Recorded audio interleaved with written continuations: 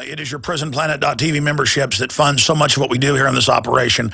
And then we're more than happy for the TV show after it's aired live, then be leaked out onto the web to tens of millions of people. That's our goal.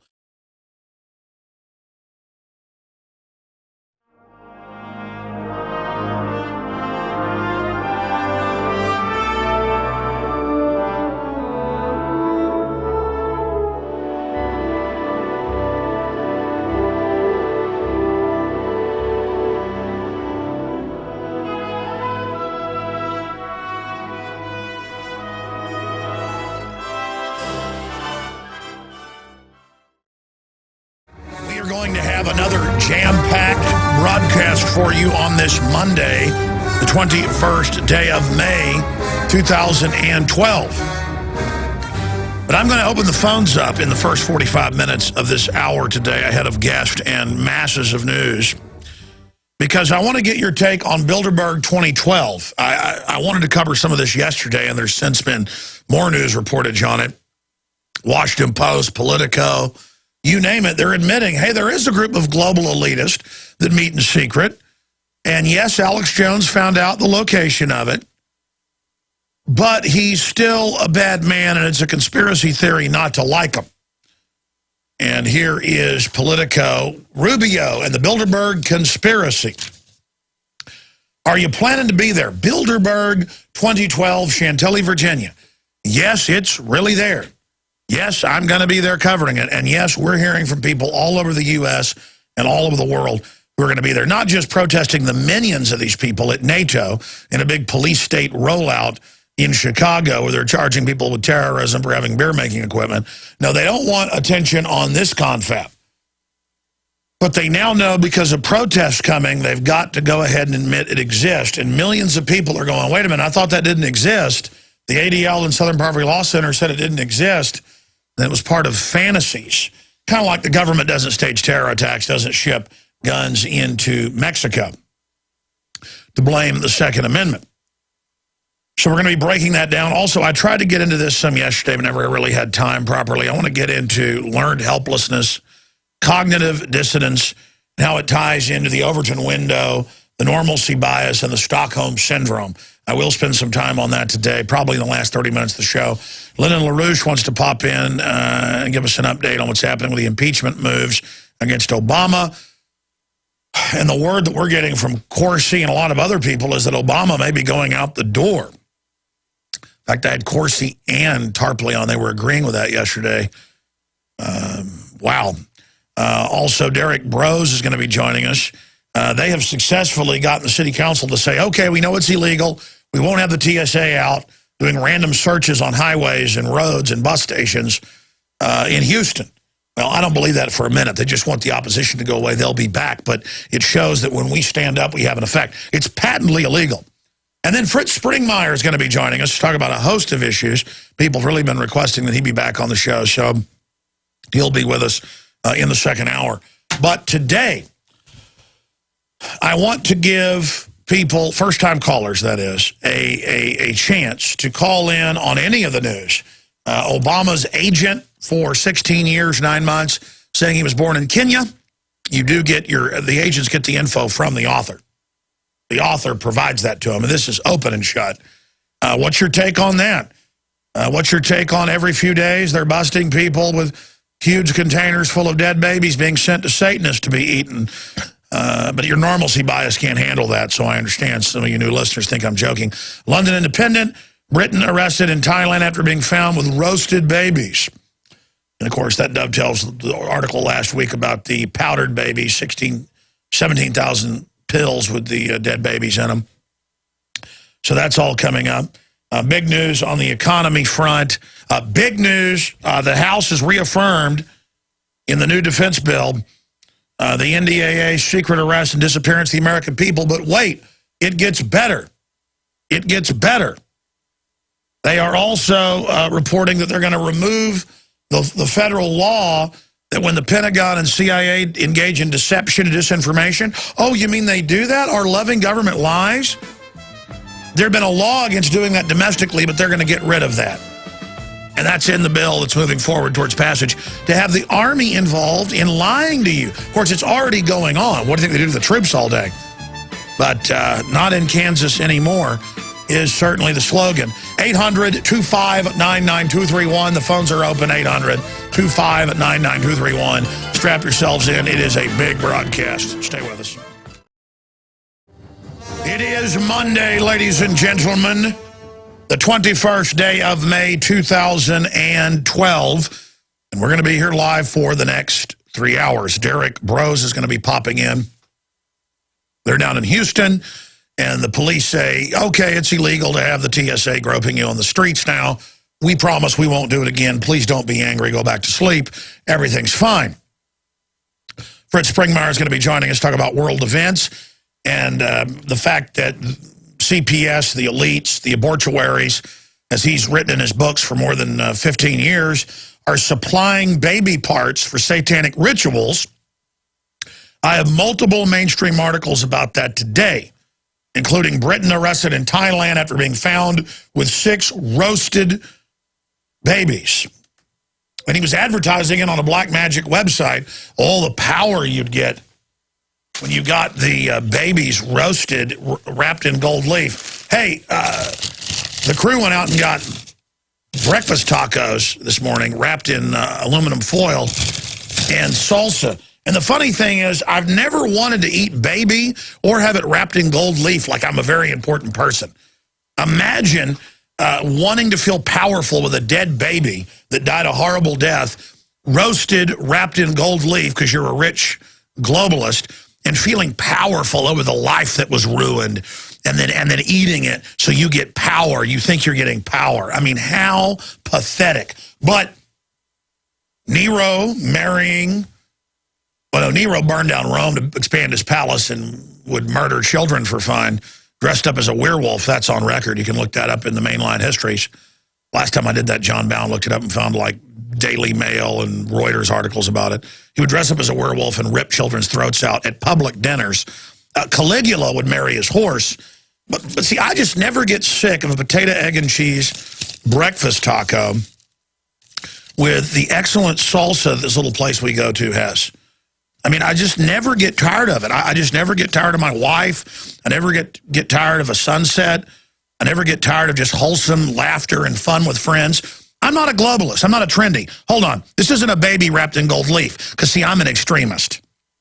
That's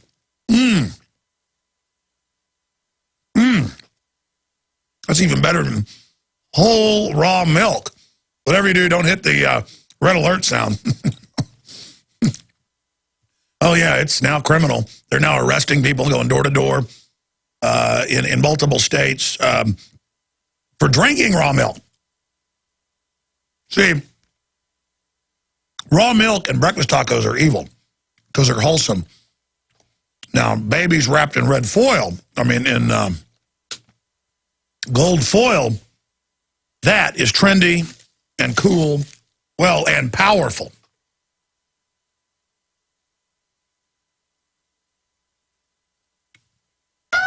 I'm drinking rainwater here. I'm like General Jack T. Ripper. I've discovered that the system wants to go after my essence. Another Dr. Strangelove type deal. Okay, I've made my point. So we got Fritz Springmeier on the gobbling of little children that the government likes to grab. And then we've got Lyndon LaRouche popping in for 30 minutes. And then I'm going to get back into the normalcy bias, Stockholm Syndrome, learned helplessness, cognitive dissonance curse that this society is under right now in the last 30 minutes of the broadcast today. National media is now admitting Bilderberg are globalists that want world government. But those of us that were right about that are still bad. Because we don't want to eat babies roasted, wrapped in gold foil. We just don't get power. We're not trendy. And we've got Hawaii responds to Obama's birth records request. And we've also got a report up at Infowars.com with the amazing video and audio. It's like a 10-minute video of the teacher and all this cussing going on, telling the students you're not allowed to criticize the president or you'll be arrested. And the young, eloquent student is saying, no, I have a right of free speech. And the teacher starts screaming, shut up, shut up, shut up. You're going to get in trouble. You're going to get arrested. We would air it right now, but there's so many cuss words in it that it's going to take quite an editing job. So we might have that ready towards the middle or end of the broadcast today. So that is all coming up. I mean, it is an absolute information overload. After I take some calls, Congressman seeks to lift propaganda ban, as if they are following the ban. Propaganda that's supposed to target foreigners could now be aimed at Americans. Really, all these pro-join the military movies everywhere, all the anti-liberty messages in TV. Oh, you don't think they're not operating? I mean, Anderson Cooper is admitted CIA. I mean, he admits he's CIA. Reversing a long-standing policy, well, it's a law. Disconcerting and dangerous, says experts, constitutional experts. And it goes on to say they strike the ban on domestic dissemination of propaganda designed to mislead foreign governments and populations. So black propaganda is what that is basically called. Yeah, I'd call it black propaganda, blowing up those World Trade Centers and saying their CIA asset bin Laden had done it to overthrow our republic and bring in a police state. So see, they're just making formal what is already being done. I mean, they admit the CIA is working in every major local police department. It's totally illegal. And the cops get all starry-eyed on the news and go, we're working with the CIA at our Threat Fusion Center, like they've found a unicorn or something. Like when you're CIA, you're like this magic person who's so incredible. And really, most of them are a bunch of dirtbag criminals involved in every form of crime, from child trafficking to narcotics trafficking on record. I mean, it's like, it's so pathetic. And the CIA openly, along with 15 other agencies, works in hundreds of private contractor groups for foreign banks. I mean, it's the banker occupation army saying, we're going to arrest you, we're going to set up checkpoints, we're going to disappear you, and we're going to use propaganda against you, lying about people in the media. Well, good. Discredit yourselves fully. That's good. It's kind of like Google came out and the feds ruled 2 weeks ago. Yeah, Google's ties to the NSA can remain secret. Gee, their real headquarters are at NASA and NSA bases, and they have a fleet of government aircraft. I mean, do you think I need to have the Congress tell me it's the NSA to know that? I reverse engineered the setup of it. It's not even a secret. It was set up in 1998 by the National Security Agency and the CIA. In fact, they're about to have sentencing in the case of this guy that set up a surveillance cam in his dorm to watch his roommate have gay sex. And the guy committed suicide over it, so they're about to put the guy in jail for decades. And I'm just like, okay, put him in jail for decades for violating somebody's privacy. But the issue here is the criminal government does this out in the open and says it's to fight al-Qaeda. Oh, yeah, we're breaking the law to fight al-Qaeda. The al-Qaeda you fund openly and give Libya and Syria, and we've had the NSA whistleblowers risking their lives coming on, like Sibel Edmonds, where the government is openly, the so-called government on record. She's reading the NSA communiques where the CIA is commanding bin Laden on 9/11. And FBI agents are all freaked out. You know, she said they weren't all criminals at the FBI. They were totally freaked out. Well, of course you should be totally freaked out. You should be totally freaked out. And she went and told Congress that, and they said, you're under gag. See, they use Congress in these closed hearings to go, it's okay, sweetie pie. You can tell me what you know.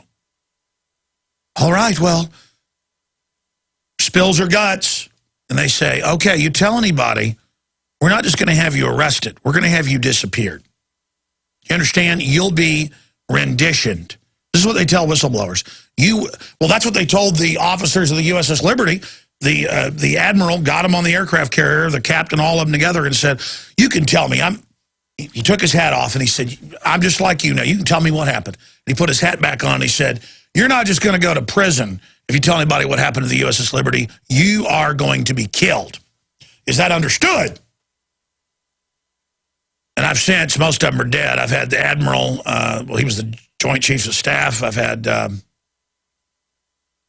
Joint Chiefs of Staff at the time on, out of a heart attack a few months after I had him on. I'm sure of natural causes, though he's so old. I had the First Mate on. I've had, McGonagall, the captain on. Can't get a better captain name than that, McGonagall. It sounds like something out of a fantasy novel or something, you know, out of an old Horatio Hornblower or something, or Patrick O'Brien novel. Point is that they call them all in, and I mean, I've had the Judge Advocate General on who saw the secret testimony, all of it.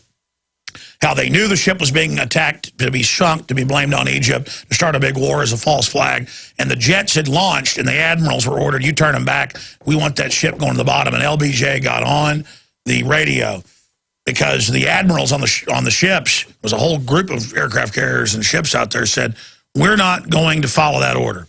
They told McNamara no, so McNamara put the president on the line.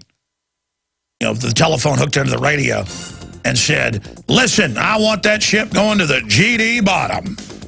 And I've had the officers on who heard that. And those planes turned around and landed. But by God's good graces, the most decorated ship in U.S. history didn't go to the bottom. That's who runs America, okay? The New World Order. And they'll blow up and sink ships. They'll nerve gas our own troops. They'll kidnap little kids and roast them. And you're going to sit there and take it, aren't you? What's happened is our society has become a bunch of spectators. Everybody knows that. We've just turned loose at things and say, oh, the good guys will handle things. And the most vicious, ruthless scum you can imagine has gotten control of every level. So they're openly announcing, yeah, we're going to secretly disappear you. Yeah, we're going to kill you. Yeah, we're getting rid of states' rights. I saw an article over the weekend. In fact, I forgot to print it, guys. Feds criticized 14 states for refusing to disband state guards, or feds call for disbanding of state guards. They don't even want the states to have a ragtag force of volunteers who are in the National Guard or the regular military. They're so threatened, even by the states having tiny military, because the federal government doesn't exist. It's been taken over by foreign banks. It's that simple. Here's a headline: Mexican judge holds more generals in drug probe. Reuters. That's what should be happening here, but it should be bankers held in drug probe. They publicly launder the drug money. I had 2 cops behind me this morning coming to work, and they weren't tailing me or harassing me.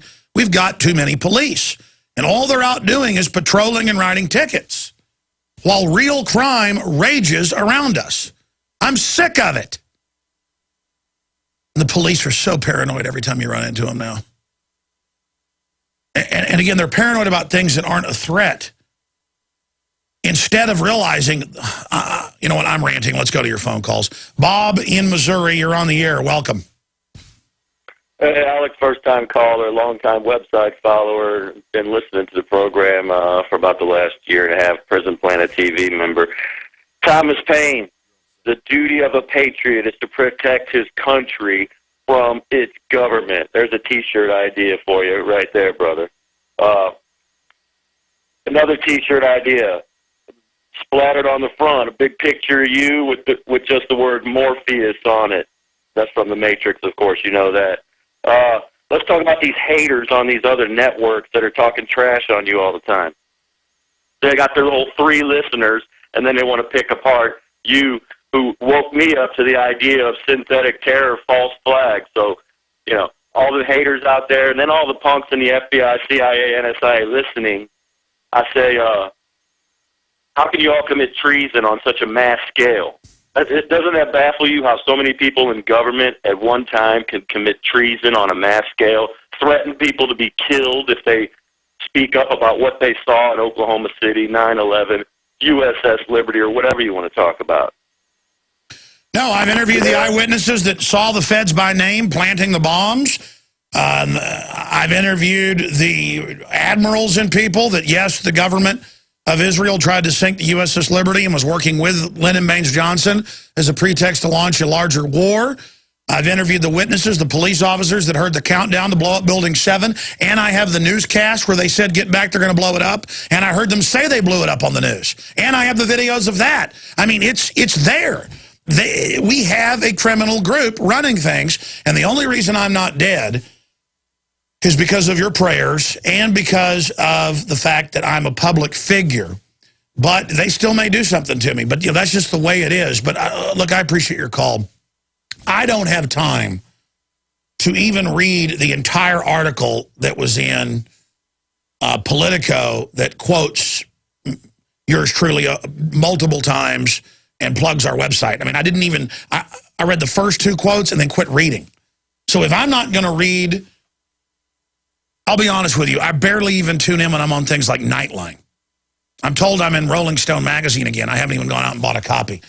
So I'm so busy, I guess, with target narcosis, they call it. That's where somebody's flying in World War II, a fighter jet, a fighter plane, not fighter jet. I guess the Germans did have jets, but we didn't. Flying in over a train or something, strafing it, and you get so focused on the target, you fly into it. I mean, I am so focused, going straight forward against the New World Order, that I don't pay attention to trolls. I don't pay attention to so-called networks, because I know there are some things that do audio streams out there, you know, with a couple hundred listeners. I wish it was more, whose whole world is talking trash about me, because occasionally I've accidentally run into it. And other than entertainment value, it's painful and sad, not that I'm attacked or that everybody spends their time doing that, but that they're probably not government agents. It's purely out of jealousy and envy of what? That I work so hard, that I was working last night and I'll be working tonight at 10 o'clock, and that I'm so dedicated and that I have courage to go to Bilderberg. I have courage because I know there's no future. We're fighting for the future here if we don't beat these globalists. So don't even worry about the attacks. Ignore it. It's a sign of success. Don't tread on me.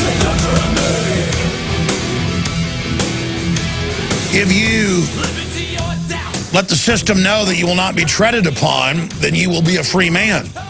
There is liberty when the government fears the people. There is tyranny when the people fear the government.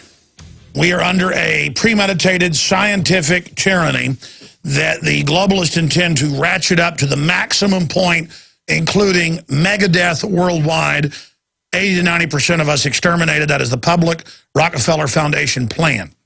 We have new articles today with the Rockefeller Foundation stuff coming out. I mean, it is so horrific, though. Most people will just choose to go along with the program and incrementally watch their friends and family die of cancer around them. Neurological disorders, you name it. As for me, give me liberty or give me death. And because we've been here for all these years, laying out the secret arrest, the federalization plans, how stage terror would be used as a pretext to take over society, how they would have surveillance equipment and all the light posts. I said that in Police State 2000, 1999. Because we had the globalist plans, now it's all happening. There are a lot of people waking up. But just because a lot of sheeple want to go along with it, look, if 99% of people wanted to make the other 1% slaves, they couldn't do it in a republic.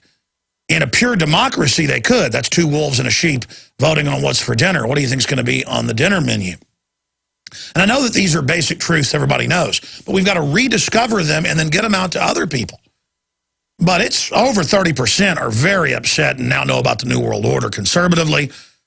Most of those people are hardcore now. We've got much bigger numbers than our founders had. So quit thinking that just because everybody isn't awake or a lot of people don't care that we've got to go along with this. The globalists are scared, and they have overreached. Okay, let's go back to your calls. Daniel in Michigan. Daniel, you're on the air. Yeah, hello, Colin L. Jones. Hello, this is Daniel. Yeah, I was wondering, I'm not the type of person to show up at, like, the Build a Cheese Sandwich group or whatever, because, I'm sorry, I don't understand you, bro. I don't speak German. I know a few German words, and I just don't understand you. Sorry. I appreciate your call. I just don't understand you. We don't screen calls, but I'm not going to play games with people. I'm sorry. Jesse in Louisiana, you're on the air. Go ahead. Hey, Alex, how's it going? Good. I just want to call out to all the military, I'm ex-military, and with all the things that have been coming out with the internment camp documents and all of their plans and blueprints that you've very clearly laid out for us to see, anybody who's been deployed in Afghanistan and Iraq has already seen these things happen.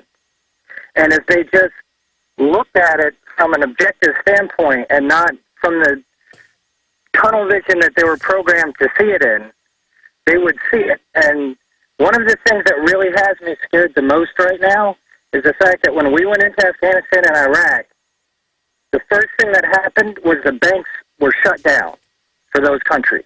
There was no incremental weaning off. There was no recession or inflation. They just shut down. And all of the people suffered because of it. And the news is yet to cover anything regarding that. Well, the people controlling our society will knowingly take 2-year-olds that cry for mommy and put them on 7 hardcore psychotropics, in many cases killing them. They will take troops and put them in chambers, U.S. military, and nerve gas you to death. So, of course, the sky's the limit. And everything with police, the military, business, it's peer pressure.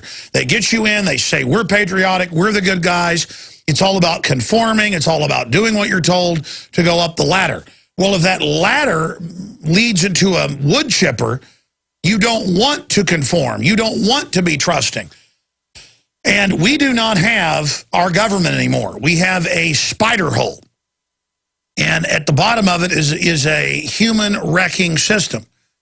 And I totally agree with you. Now they've got MSNBC and CNBC saying, oh, Europe might collapse and have bank runs, and they're already beginning in other areas.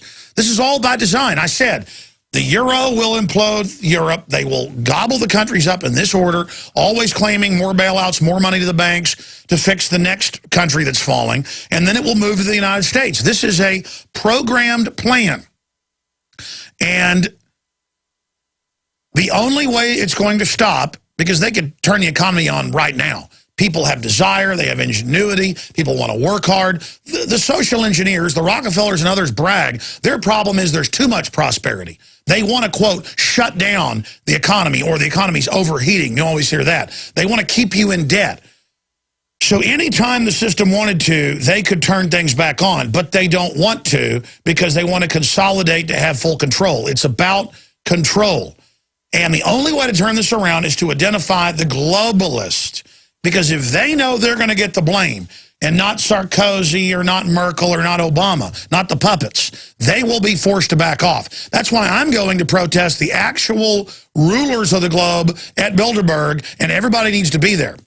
Why do you think they lock down cities and have martial law? Even the London Guardian calls it martial law in Chicago. For just some NATO people meeting when there's no reason to lock down half the city. They can just lock down a few blocks. It's an exercise of power. Why don't they do that for Bilderberg? Why are the police so nice in every Bilderberg event I've been to once you get past flying into the country? Because they don't want an incident. This year is going to be different, though, my friend, because there's so much attention. The alternative media is powerful enough now that now they're having to admit it exists because they're going to probably have the big numbers of police out there, which is fine because this is going to end up generating massive attention. Go ahead. Absolutely. And I actually work for the company that's hosting the Palm Tree Conference in Chantilly. I think it was Lockheed Martin. I think it was Lockheed Martin last time that uses the front. Is it Lockheed Martin? No, I mean I'm with the hotel chain. Oh, you're with the hotel chain. Yes, and I mean I know that place is completely booked, despite what they told you on the phone the first time. Anyway, I mean there's nothing getting into that place, even as an associate of the hotel. Oh yeah, but I mean, listen, that was the person who was just ignorant. When they put me into booking, they said, oh, there's rooms available. Oh, I'm sorry, it's all blocked off because it's all shut down, but then the individual person with the code word has to file themselves in, which has now been done. No, it is there. It is there. So tell us, as somebody that works for Marriott, what your info is. Well, I mean, I can tell you that the company very much pressures its staff on discretion and not, revealing personal information or anything going on, never talking to anybody on the outside. They're a huge credit card fraud target, so they have to, abide by all these very strict guidelines. But it seems like it feeds. I was just going through a course that talked about, monitoring people and reporting people that spend more than $10,000 or even $1,000 in a certain respect, and how they didn't even have to tell the customer that they were being basically reported on. Now, when you go to get a hotel room or you go to get a rent car, it's like entering East Germany in 1972. They are interrogating you. They are asking you questions. And this is the new society. Listen, I went to Academy last night. I even shot video of it. And I went to get a kayak with my son because he wants a kayak so we can put it in the back of the truck and go places. And they bring out this giant form of who I am and numbers and driver's license and name. And I'd already bought it. And it was like an airport security. 2 managers came over. They were going, "Hello, Mr. Jones." And they knew who I was. And for those that don't live in Texas, that's a sporting goods chain. And I said, "Well, I'm not going to do this." And they said, "Why not?" And we're acting all suspicious. I said, "Go get your manager." And I said, "I can return this right now." And they said, "Well, the police just want to know. And we have to register. It's a little bitty kayak, 1-person kayak." I mean, this is America. We are prisoners, folks. This country is a giant prison run by crooks, and they've got everybody at every level under cybersecurity. If it gets past, anyone in IT with 100 or more customers has to go through federal courses and be this new agent and waive all their rights and agree to put spy hubs into all their equipment. I mean, this is beyond 1984, and people have no idea. So, yeah, everybody's a secret agent. I mean, you walk up at midnight in San Francisco at the airport, and you're totally tired, and you just want to drive and get to sleep, but you got to be at a shoot with History Channel 60 miles away, at 9 a.m., and it's midnight. There's a line of people with their kids and stuff. The plane's delayed. This young, attractive blonde is just getting off like she's secret agent, stamping her feet and shaking her hair and going and just asking question after question after question after question and off a list. And I go up to her and I go, "Look, I know this is about Homeland Security. I'm not going to answer your questions. You can see right there, History Channel's paying for this car." She got me back, by the way. She goes, "Well, I still need your credit card." She didn't run theirs and ran mine and laughed about it. And she said, "Oh, and I know where you really live and all this stuff." She knew I just moved. I mean, she was laughing at me. And I said, "Listen, your future is going to be destroyed by this, too." I mean, she's injected with cancer viruses. She's the type to take the Gardasil shot. She's drinking sodium fluoride, you better believe it. She'll be dead by the time she's 40 of breast cancer, probably. But she's probably 20 years old. She didn't care. It was fun to fantasize that she was Ethan Hunt in Mission Impossible. And, I mean, it's like, look, lady, I'm not the spy. The people that you work for are the spies, okay? Little girl, you got it through your walnut brain? I'm not answering your stinking questions. I'm sorry. Anything else? My wife and I just had twin boys last week, and just talking about, being knowledgeable about medication and stuff. And I was sitting there asking them questions and making sure they clearly understood.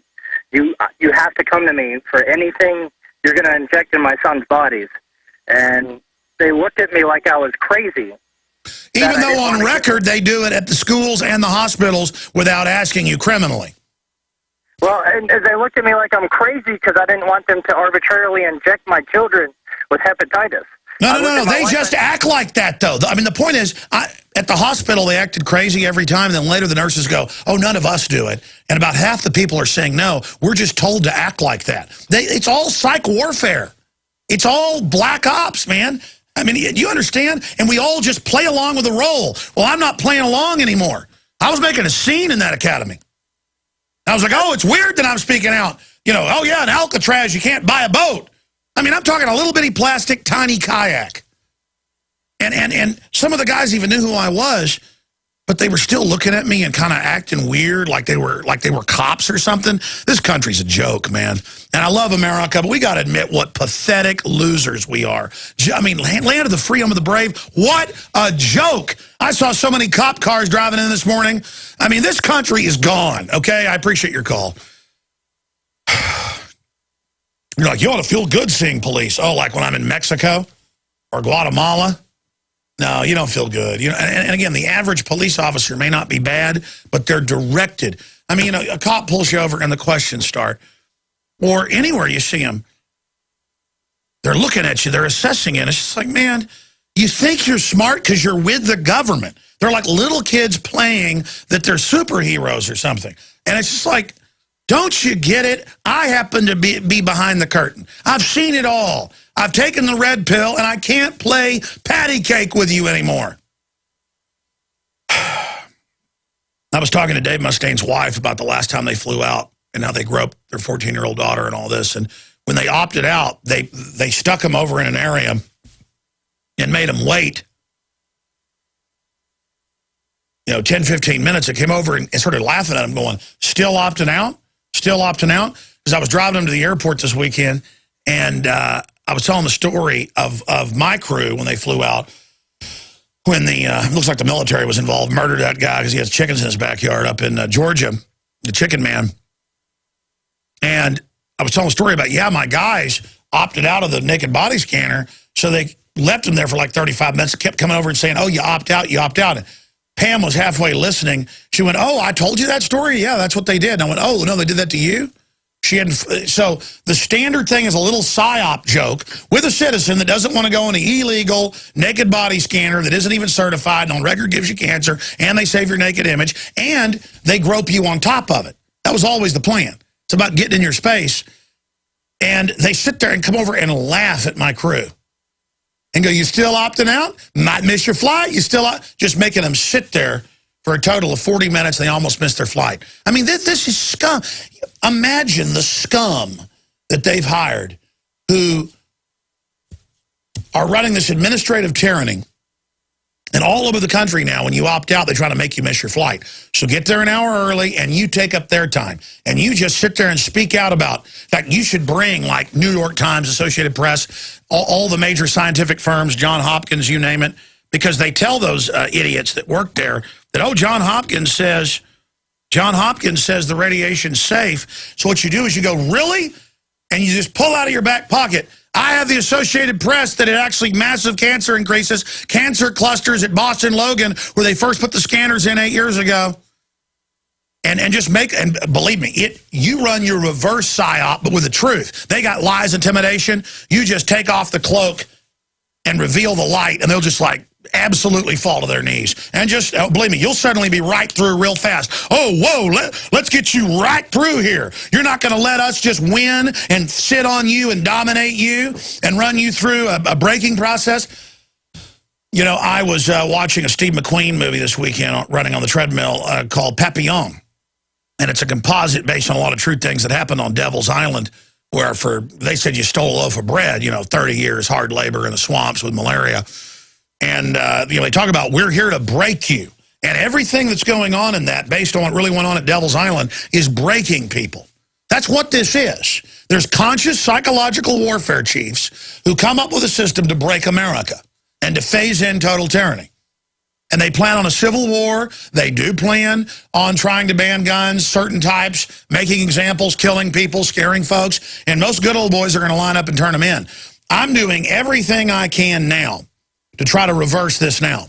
You see, the gun culture is awake to a certain extent, but the gun shows, the gun dealers, they won't talk about the Second Amendment. That's why I've launched a Second Amendment show, and I want to get your feedback on it, that's going to be political, with the Steiner brothers, my high school friends. They're big ranch owners and landowners here in town, great patriots. One of them's a former champion rodeo, world champion, and the other guy's been a top country music guy, but that's a side issue. The point is, we all love guns, so we're starting to do this. And that video is at the bottom of Infowars.com. Headlines, incredible explosions and fiery tracers. Tell me what you think about it right there. There's also an article posted on Infowars.com titled Video, New Alex Jones Gun Show. Tell us what you think. I want to get your suggestions and stuff right there, because we need to get in there and energize the gun culture and wake them up to the New World Order, and then it's over. It's checkmate. We've got the globalists in check, so they're accelerating a counterattack. All right, in this segment and the next, ahead of Fritz Springmeier, we get a quick update from Derrick Broze. It made national news a few weeks ago when the TSA, as they do in many other cities, began running checkpoints and searching people on the streets and at bus stations and bus stops, searching bags, violating the Fourth Amendment. And the cops were like, well, the feds are here. So they wave a magic wand. There's no rights. We're keeping you safe from Al-Qaeda, the people that publicly work for TSA and the globalist. So we're going to be going over that. And Derrick Broze is founding member of Houston Free Thinkers and partner with We Are Change Houston. And we really appreciate him coming on the show, popping in with a quick update. Because I've seen the videos online from city council and what's happening. They're now backtracking, and it's been pointed out that what they did is illegal. But I think some of the victims need to sue the city to make sure this doesn't happen anymore, because the creeping death of the bankers that poses the federal government is marching on. So break down what happened in Houston and now the aftermath of the feds groping people. Hey, Alex. Yeah, so back in April, we had a member of the group, Philip Levine. He happened to be at the right bus stop at the right time, and he witnessed a press conference being held by Sheila Jackson Lee, a representative from out here, representatives from the TSA, the Harris County Police, Houston Police Department, Metro Police, and of course the DHS, holding a press conference announcing the beginning of a national pilot program called Bus Safe, which is a counter-terror program, and Houston was the first city they were going to do it on, and it included TSA getting on buses, asking people where they're going, checking their IDs, and the original press release said that there was going to be random bag searches, dogs on the buses, as well as undercover officers riding the buses. We got pictures of this as well. We have pictures of TSA inspectors questioning people, and after it happened, we put out an article, put the information out, and almost immediately lawyers from Houston also jumped on the case, and in Metro said they made a mistake and that there were no random bag searches, that was a mistake in the press release. Although we do believe that to be false. Oh, no, yeah, it's all psyop. I mean, no, they can burn down a church at Waco and say they're not assaulting it because you're the enemy. It's all about deception against their enemy. By way of deception, the New World Order dominates this country. But continuing, again, they lie and always say you're the first city. They've been doing it in Boston, New York, Dallas, San Francisco. They're preparing a nationwide rollout. Yeah, definitely. And that's why we wanted to stand up against this and try to put a stop to it as they rolled it out. So we put that article out. Mark Bennett, a local lawyer out here, he started attacking Metro Police Chief through his blog and calling him out for the lies. And so everybody planned to go to the Metro board meeting, and we did that. Members of the Houston Free Thinkers, We Are Change, the Harris County Criminal Lawyers Association, we pretty much took over that board meeting during the public speaking time. And at the beginning of the meeting, one of the board members said basically he had no idea this was going on. So the people that are the head of Metro out here don't even know what's happening in their own company. No, it's the bureaucracy. And again, an inspector in take the New York system is like one of the highest levels of police officer and is actually over police in many cases, controlling them as kind of an internal affairs. To call these TSA people inspectors when they're not even peace officers, it's all a giant criminal fraud. It's a federalization takeover under the guise of the terror they staged. Yes, definitely. That's what we were there to tell them.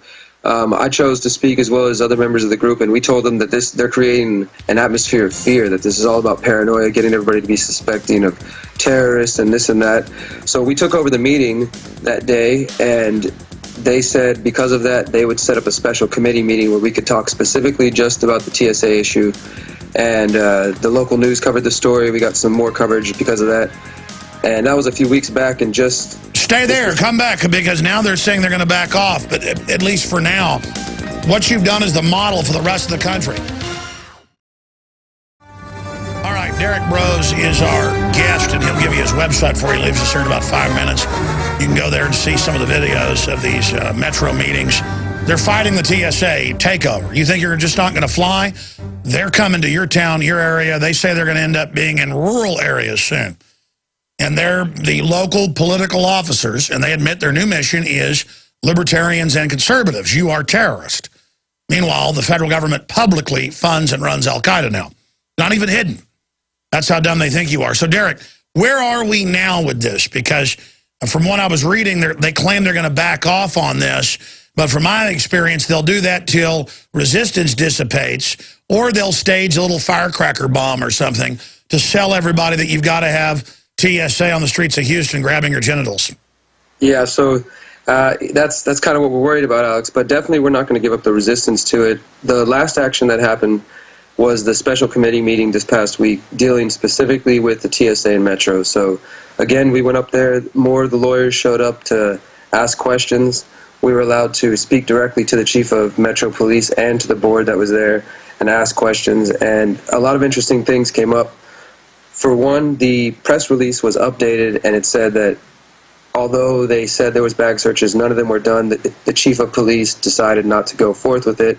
So one of the questions we had for them was who was leading this, if they approached TSA or if the TSA and DHS approached them. And they also seem to believe that they can work with the TSA and the TSA will listen to them. They promised that there would be no Metro bag searches, and we told them, but that doesn't mean the TSA won't do it, because obviously the TSA does whatever it wants.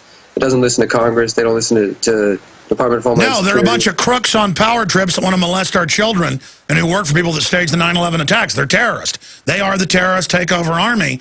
And again, America, bag searches at bus terminals and at little bus stops on the side of the road and highway checkpoints TSA is running. That's a lie when Sheila Jackson Lee said it was the first city to be done in. It's being done everywhere. What a lying pig. Yeah, we're not very fond of her. She's definitely behind pushing the TSA and their agenda. Another interesting thing that came up is they said that Metro was asking people for their IDs and for their bus cards to check to see if they were sharing cards, which I didn't know was illegal, and the cards don't even have your name on it, so that was a lie as well. No, see, that's terrorism right there. The terrorism is sucking money out of us. They're the ones terrorizing us. I'm sorry, go ahead. No, that's 100% true, and they said that TSA was not asking anybody questions, but we have pictures that prove otherwise. That those are all available on HoustonFreethinkers.com, our article about it. People can check that out. And we asked the chief, though, what would make one of the officers choose to ask somebody questions? What would make them suspicious? And when the chief was listing off suspicious behavior, one of the things he said was that if somebody was throwing away trash that looked suspicious, the officer might come ask them questions. And so now throwing away trash is suspicious behavior, according to the Metro Police Department. Once you put up with this, it's going to be checkpoints and body scanners. They already put body scanners in at bus terminals in areas of Florida. It's a takeover. It's checkpoints on the highways. They're buying armored pillboxes and hundreds of millions of hollow point ammo. They're coming after us. The bankers are coming after us. This is a foreign army. This is a foreign army. This is their beachhead. Yeah, with the final action of it, Alex, was after discussing this with them for a while, the lawyers that were there also told them that if they chose to go forth with this, they would be facing lawsuits, that the lawyers were confident they could win based on them violating people's constitutional rights. So there was a lot of talk of the Constitution, and we were able to get a statement from the Metro Police Department and from Metro themselves that they would not invite the TSA back. They did say that the TSA wouldn't be back unless there was a nationally significant event like the Super Bowl or something, or maybe a false flag. And another interesting part of that is, you know, the same day we were having this meeting, on another bus in the city, somebody held another bus passenger hostage with a gun, and HPD had to shoot them on the bus. So who knows if that'll be used for justification to bring the TSA back. Probably staged. Listen, God bless you. We're going to do a full interview with you on the Nightly News tomorrow night, in depth. Great job, Houston Freethinkers. We're going to be taking your phone calls this hour on whatever issue you want to raise or bring up. We are also going to be talking to Lyndon LaRouche about his intel on what's happening with Obama and the whole birth certificate situation, and his publicist for 16-plus years saying he was born in Kenya because Obama had given her that info. That's where your publicist gets that. And all the different police state measures that are being brought forward with Lyndon LaRouche coming up for 30 minutes. Then an update from the NATO summit, the police state slave training summit that's going on up in the mafia kingdom of Chicago. That is coming up also in the next hour. You know, I saw this article yesterday in the London Independent. Britain arrested in Thailand after being found with 6 roasted human fetuses. A British man in Bangkok has been arrested after Thai police found 6 roasted human fetuses packed in his luggage. Chow Hock Kwun, who's 28, of the Taiwanese origin, was held by police after the grisly discovery was made in the Bangkok Chinatown district yesterday. Reports say that 6 fetuses had been covered in gold leaf after being roasted as part of a black magic ritual. It's not clear where the bodies came from, but Chow Hong Kun is believed to have attempted to smuggle them into Taiwan. The bodies were reportedly found in a different hotel from the one he was staying at, but were in his luggage. And it goes on to say it was being advertised on a black magic website. Now, here's another one. Thousands of pills filled with powdered human baby flesh discovered by customs officials in South Korea. And, of course, you know, last year it came out, and then again this year, in federal court, shareholders wanted to block PepsiCo from using fetus cells as flavoring. And I heard this like a year ago. I thought, this can't be true. And then sure enough, it was. And the Obama, different federal departments that were involved went and argued to the courts, no, the company doesn't have to do what shareholders say. So you should understand that. And there's a reason they're wanting to put baby parts in the food. It's not that I believe in this. The Illuminati believes they're corrupting you when they do this. And they believe that if they can get you to take part in something bad, even unknowingly, that it gives them power. And that's why they want to kill babies and roast them. That's actually, if you can buy copies of 500-year-old black magic books. We've actually purchased them to research them in my research of the occult. And it describes how you burn the child. And you're supposed to really burn them down to ashes, but I guess people like to eat them partially roasted. And all the other things they do. And this is all done in a quest for power. And people are like, oh, well, big deal, you know. Let the major cosmetic makers have baby parts in them, and let collagen for women's lips, a lot of it come from melted down babies, and let people eat, mainly women, because they think it makes them pretty. Baby, it's like mirror, mirror on the wall, who's the fairest of them all. It's the old thing of one of Vlad the Impaler's progeny. She would bathe in blood of children. They'd chop their head off and then have the blood shoot in while she was in a bath of water. She thought it made her skin pretty. And that's pretty much the norm. The Druids, the Aztecs, every culture likes to roast and kill kids. That's why in the Bible it says, give not your children to the fires of Moloch. All those surrounding areas in Tyre, in the Middle East, they would bring the babies up and throw them onto an oven, kind of like a big oven top that you would cook eggs on in a restaurant, a big brass or metal flat top that would be on top arms of a deity. It would be holding the stovetop in its hands, and then you would just grill the babies on there. And people would bring them up. Most cultures said firstborn must be roasted. Roasting of babies is a human pastime. Every culture likes to roast babies. That is, every culture that gets this psychopath guild in control. It's like a tropism, like the way a seed gets water on it and heat from the sun. It germinates, it opens, it comes to the surface, it turns towards the light. Every society, every culture ends up manifesting an elite that want to cut the hearts out of children or burn them. And that's where you get bonfires. Bonfire comes from bone fire. That's in the mainline encyclopedia. And all over Europe, they dig up huge areas just with all these bones of children for the public roasting. But it's also a delicious meat. Again, all this is going on. This is the people that run things. And, in fact, guys, will you bring me a copy of Bloodlines of the Illuminati? I forgot and don't. It's back in print.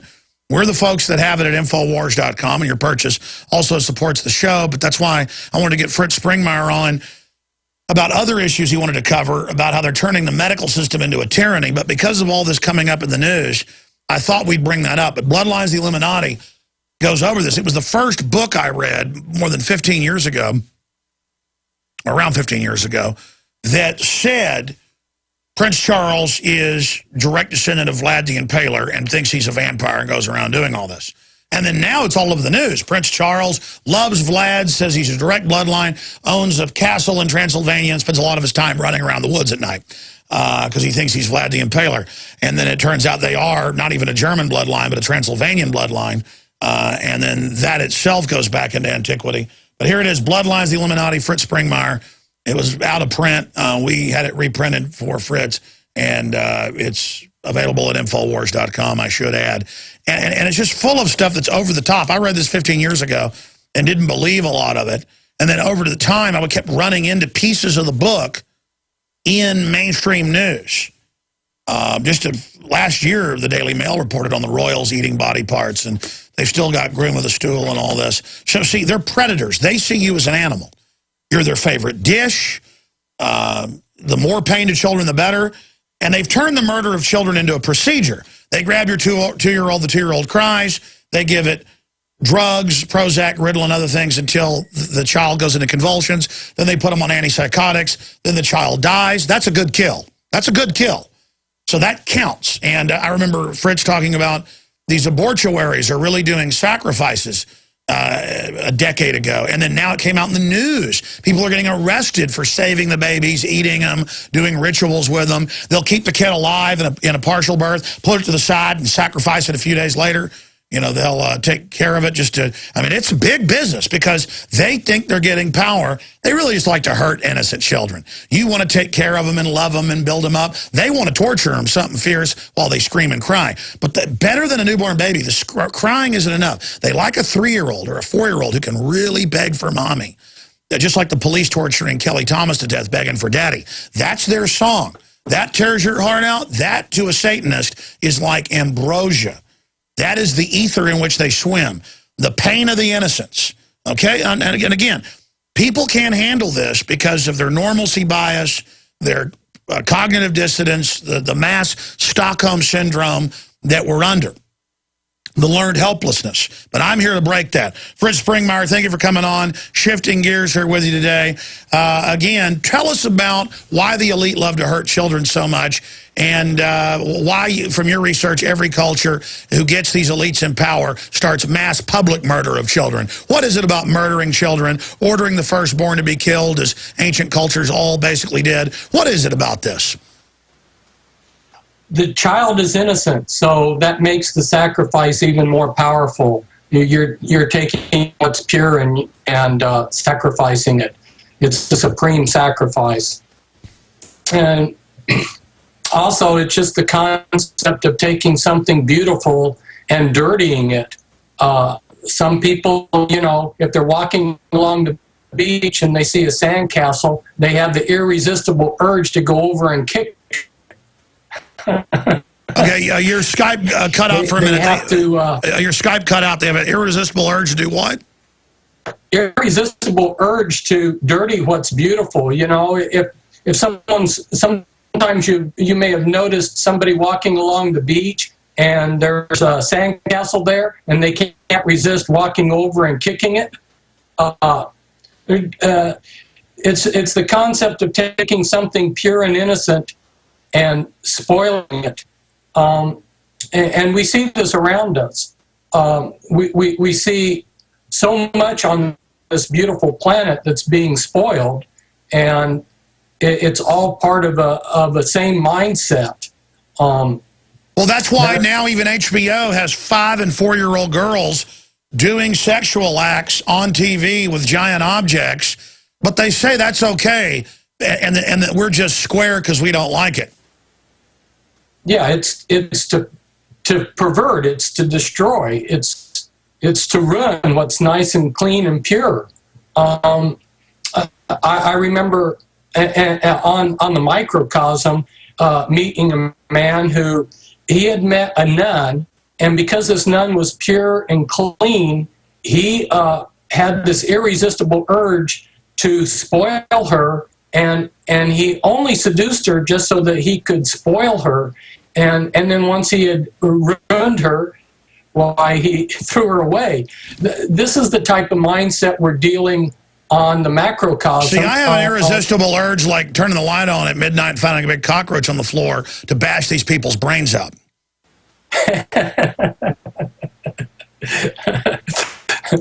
And the extension of this is if they will do it to innocent little children, what are they going to do to you and I? What kind of poisons are they sticking in us? And what is going on in our lives that show this callous yeah, let's talk about abuse? that. I mean, why are they putting fetus parts flavoring in Pepsi, the secret sauce? Why do they want to put fluoride in the water? Why exactly? Spiritually, because it's more than that, exactly. Their religion is hurting us and our beautiful minds. These people are the ultimate trash. They are the ultimate trash, and we will defeat them. I was talking to one of our nightly news reporters and anchors, Darren McBreen. By the way, folks, we've gone through the 600, 700 videos that came in for the reporter contest. I'm trying to watch them when I'm on the road driving to Bilderberg. I'm going to try to watch hundreds of them and get it down to the top 10 or so, and then we're going to put the top 10 out and let you guys vote on them. That won't be binding, but just to give us an idea of what you think for the reporter contest. But McBreen was talking about having to go to Walmart to get something that wasn't anywhere else, and he went through the children's aisles, going someplace in there, and it was all little dolls with tiny mini skirts and dressed like hookers. And they've had Nickelodeon brass a few years ago come out and say, we're now going to target the preteens with sexual stuff. And again, it's meant to wreck your children. My children are so innocent compared to other children their age, but they know about science and literature and mathematics and the things that are good in the world, but they don't know about demon conjuring video games and stuff. And so people that actually, at a young age, learn about the world, it actually stunts them. And that's what the system's looking for, is basically ruining people before they develop discernment. Comments on that, Fritz Springmeier? You're 100% correct. You're very eloquent today in describing all of this. And I've noticed it too, what you're saying, how we have this targeting of the children in sex and violence, and with Prozac and everything else. I mean, but what about the dungeon keeper stuff where they admit the CPS grabs children and then drugs them till they basically die? Yeah, and a whole generation is being given Ritalin and things like this, so that they're, I've met people that became drug addicts because they were given Ritalin in school. Oh, they admit that. Yeah, and that's the plan. Yeah, and it's it's over the top. Now you wanted to get into medical stuff. Why do they want to adulterate our bodies? Well, one thing, it's how you control people. As long as people are sick and having problems thinking straight, why they're easier to control. And also, besides being able to control them, by making sure that we're all constantly getting sick, we become dependent upon their medical system.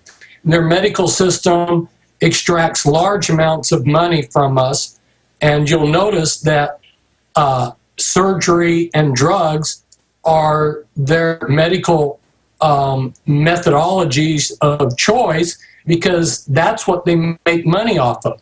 Something that they can't make money off of and make us dependent on them, like these alternative medical methods that would actually heal us and be inexpensive and something that we could use and control ourselves, they suppress.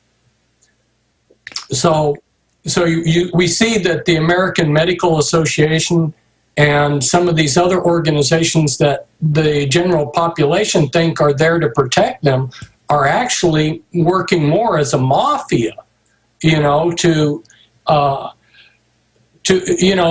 like the FDA And you had Dr. Whittaker on your show before, and a lot of these people that are coming up with good alternatives, things that will actually help us, are being ran out of town. They're being put in jail. They're having their careers ruined. Well, Fritz, notice that when we made the American Medical Association admit fluoride shouldn't be used in children 6 or younger because it causes fluorosis, not to mention cancer, suddenly it was all over the shelves in more toothpaste, in bottled water, fluoride for kids. But it's just like all the sugar gum now, all of it at the store. I mean, there could be 100 brands, has aspartame in it, and I see these little kids buying it, knowing it's an excitotoxin and very deadly, basically wood alcohol, and the kids all look unhealthy that are getting it, by the way. And I've gotten where I just say, hey, you know, that's got aspartame in it, that's going to hurt your child. And sometimes the parents get mad at me, but I don't care. I'm just going to make scenes everywhere, Fritz. I'm done. That's what everybody needs to do. Make scenes everywhere. Break the silence, break the normalcy bias, warn people. Stay there. I want to come back and look at this because it's more than just that. They're obsessed with defiling our temple. They believe that if they can do that, they can control us. And they're control freaks. They love the fact that they know that they're poisoning us through the food, the water, the air. It's a big joke to them. I want to ask you, where is it all leading?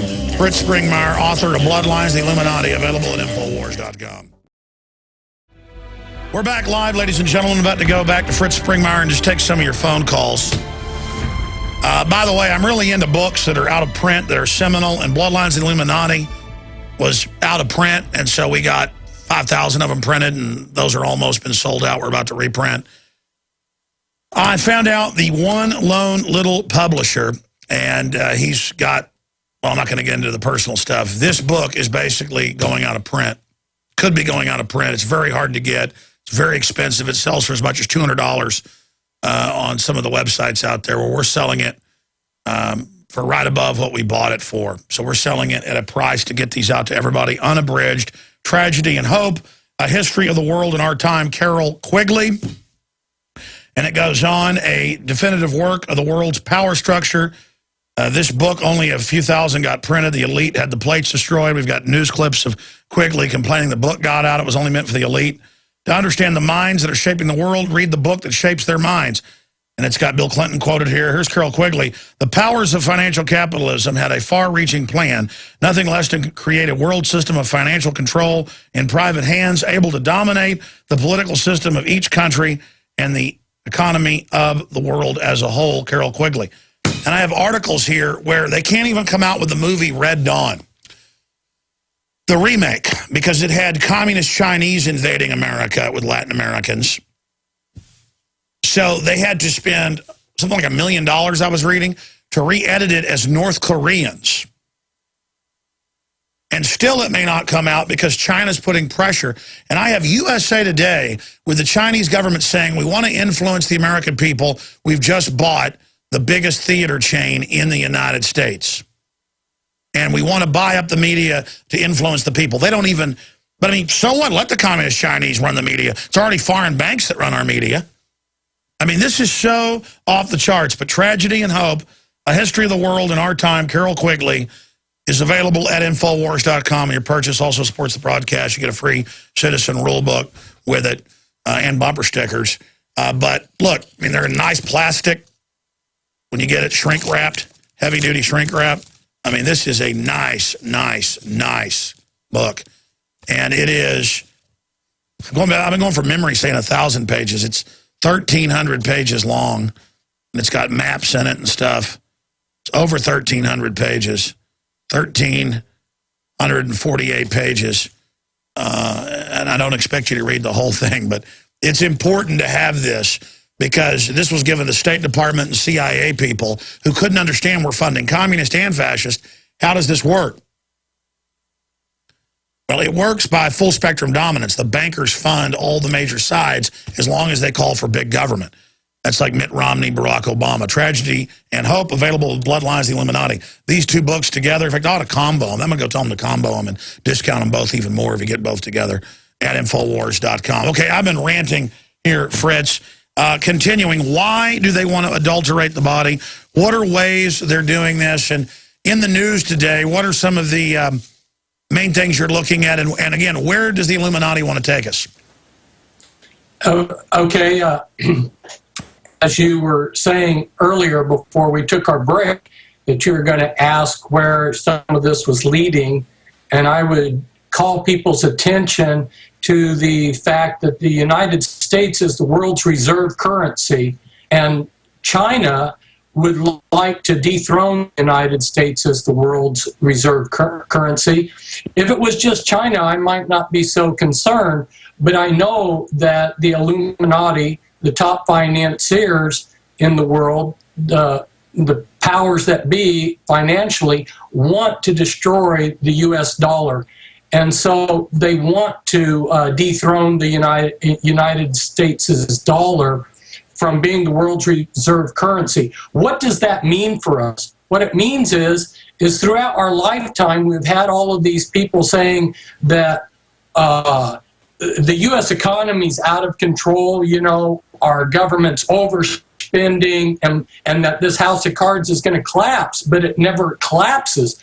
And we haven't become a third world country like Brazil or Argentina. Our economy hasn't collapsed like Argentina. Why not? Because other countries come to our rescue and buy our debt because we're the world's reserve currency. But there's a move now to take that away from us. Once we're dethroned as the world's reserve currency, then there's nothing to really stabilize the dollar from hyperinflation. Once we're into hyperinflation, we're into serious problems. And this is where having poor health comes into play, because people that do not get adequate nutrition are now ripe for something like an epidemic, influenza, or some other epidemic. And you can historically go back and see when there were famines, the elite would follow that famine with an epidemic. And then you would have major population decreases. And by the way, we have ignorant people listening. It might be new listeners.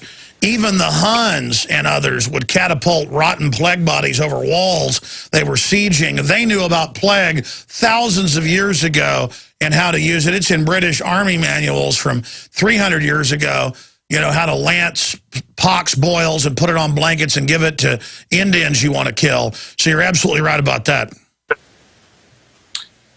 So, you know, the bottom line is population control and genocide. The useless eaters, as certain people view them, will be decreased in numbers.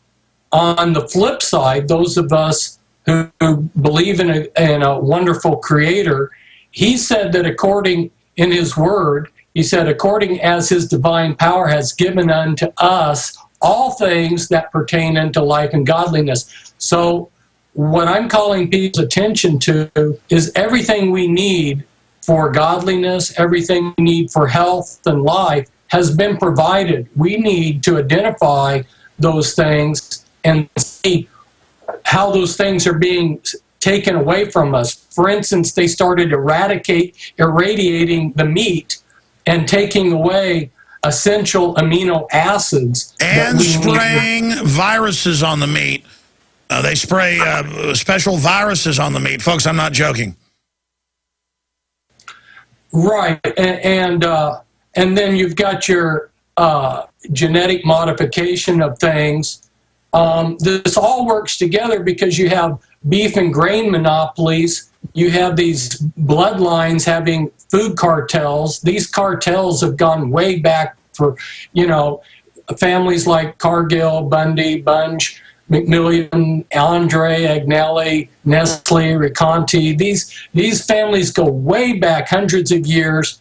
And so the food supply being controlled plays a role in the next stage, which is the medical system being controlled, all working together. Well, think how cold-blooded it is. They know there's a backlash against fluoridation. So now it's everywhere. Fluoride your kids. I was in CVS yesterday, and they had loudspeakers going saying, get your church or your work discounts with the flu shot. Flu ads everywhere. Fluoride for babies everywhere. They know devastates their brain. Aspartame gum. I mean, this is so cold-blooded. They just want to hurt people. Yes, and if you don't follow the program, then they have ways to come and monitor that. And for instance, when I was teaching school, when I was Amish, the county discovered this parochial school, and this lady, county official, came in and she said, I want you to provide me the names of all the parents who are not getting all of the shots for their children. Well, I had some parents that, due to their conscience, would not allow their children to have all of these shots. And so I couldn't, in good conscience, provide her. I was not going to be the enforcer for the system. And I did not give her the names of those families. Listen, I went to buy a kayak yesterday, and they have at Academy, and they want you to fill out all this stuff about you and your all this data. And I said no, and they said, well, the police like to have it. I mean, this country, you can't even buy a little boat now because you might be a terrorist. I mean, it's so ridiculous, Fritz. But then it's admitted that Al-Qaeda works for the U.S. government in the news. I mean, it's just all hiding in plain view. How much crazier? What do you expect from your research is about to happen with all the world meltdowns and world government being announced and the media admitting Bilderberg runs things? And I mean, with all this craziness, what's going to happen next? Well, the biggest thing that's facing us here in America is the destruction of our money. And when our dollar is worthless, that's going to have so many wide-ranging ramifications, including riots. That's why you see a lot of things being done to prepare for riots. Our whole lives are going to be turned upside down. And because of that, people need to start listening to the kind of things that you're telling them, you know. They need to start taking, they need to be responsible for their own health. Don't depend upon the medical system, which is really not there to help you anyway. It's there to make money for the people that control it. They need to start identifying those things out there, the products out there that will give them health. There's been a lot of research, you know, clear back in the 70s when I visited Mexico. In Tijuana, there was like 15 different cures being practiced in Tijuana to help people with cancer. Well, I know there are treatments that work better statistically than the chemotherapy and burning things, and one man's cure is another man's disease, but there's certainly a lot of suppressed healthcare things. I mean, look at this out of Orlando. Look at this article right here. Deputies, man says he shot deer from roadway to feed family. And that happened during the Great Depression. I mean, there's deer like roaches in Florida, Texas, all over. Just let them get run over. Let them starve to death. A Collier County man accused of shooting 2 deer says he needed to feed his family. Jail records show 41-year-old Wilford Castillo was arrested Friday on charges of unlawful taking a doe deer, discharging a firearm from a public roadway, and felony trespassing by projectile. His court date is June 11th. And again, I'm not saying it's good that he was shooting deer off a roadway, but meanwhile, all these mass crimes are being committed. Corzine's stealing billions.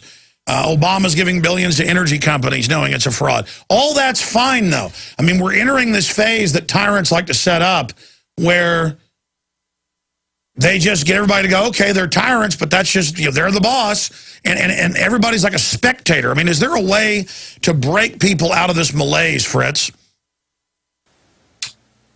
I believe so. Like the scripture says, the truth shall make you free, and you shall be free indeed. The first step is realizing what's happening, the truth, and that truth will set you free. Christ is about liberty. It says in the scriptures that we're in all these things, we're more than conquerors. So people need to take an attitude of faith that they can rise up and they can take responsibility and they can do positive things. You're not sitting back and whining. You're getting up, you're standing up, and you're doing something. No, exactly. I'm here to get people to realize the power they have, but the big problem is the churches, as you know, the World Council of Churches have been taken over. They tell them, lay down to tyranny. Of course, that's totally unbiblical, and I think that's our biggest problem. Talk about the infiltration of the churches by the Illuminati from your research, Fritz. Wow.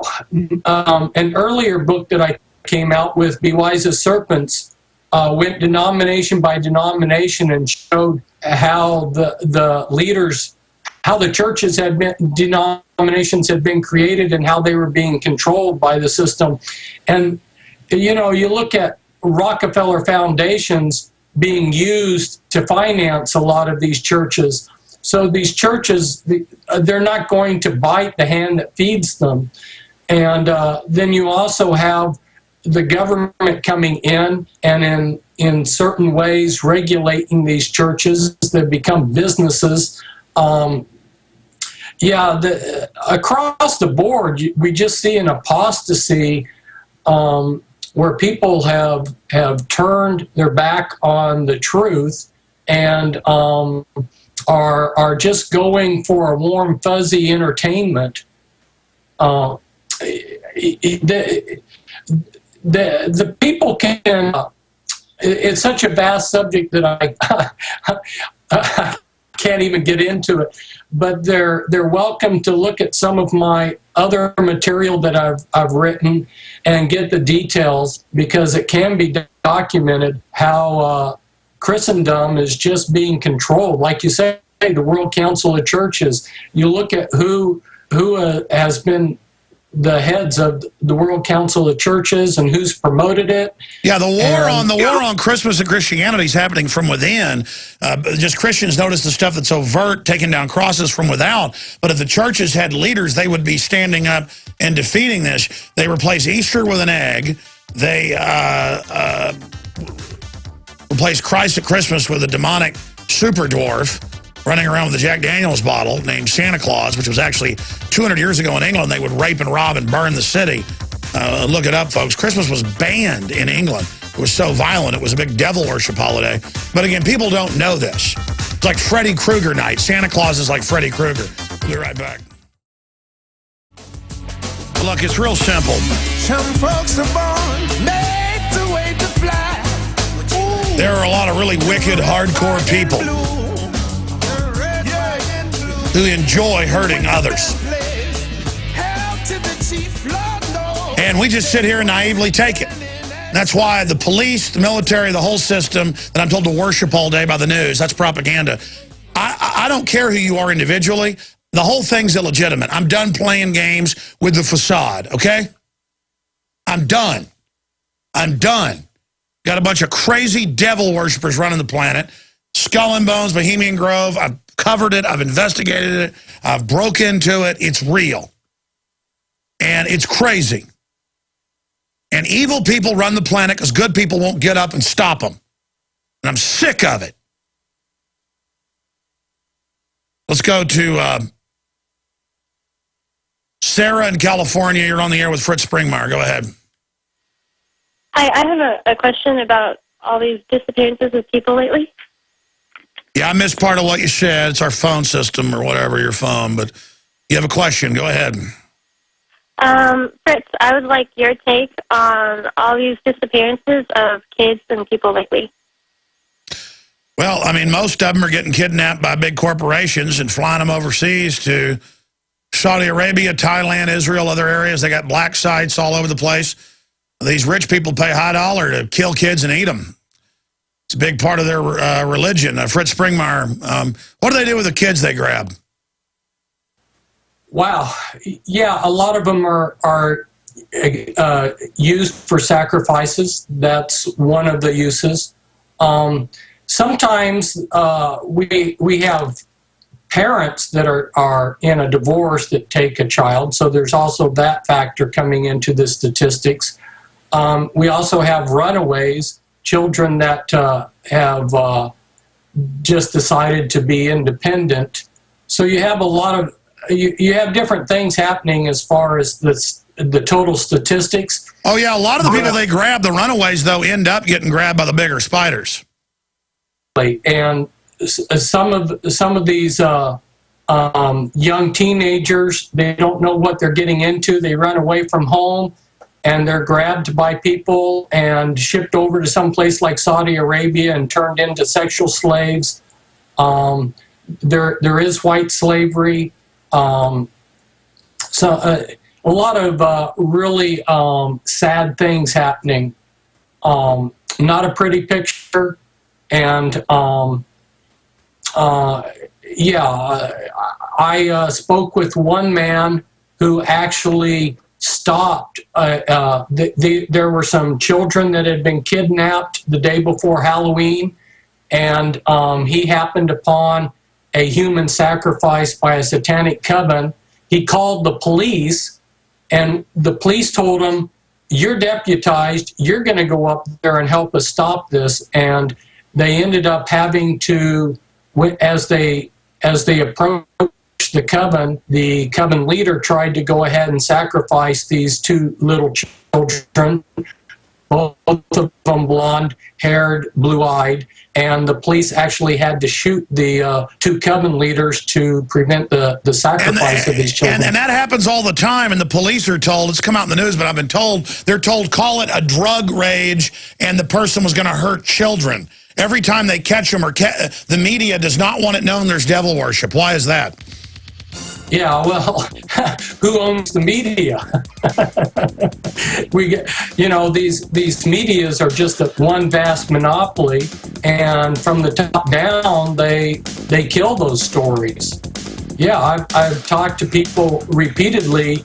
Like one man, he photographed from a distance a satanic ritual happening, and he gave it to the he gave it to the state police. Stay there. Final segment with Fritz Springmeier. Fritz, that's a whole other subject. I should get my research team to pull up the hundreds of mainstream media admitted cases where Satanists are sacrificing children, and then it's never even a big news story. You'd think that'd be a big news story. That's sensational, but they keep it quiet. Or when they find a castle full of women tortured to death in France, that happens all the time. It's a minor footnote. Or Tony Blair's going to satanic rituals, or Francois Mitterrand was an admitted Luciferian. I mean, we're run by devil worshippers. And then it all makes sense. You're like, wow, no wonder this is so bad. No wonder this is so crazy. I'm sure you've seen the cases now where they're busting abortuaries, where it turns out they're doing stuff with the kids' bodies too. Well, I mean, no kidding. Who wants to take that job, and who wants to do partial birth abortions, folks? Who wants to kill 9-month-old babies?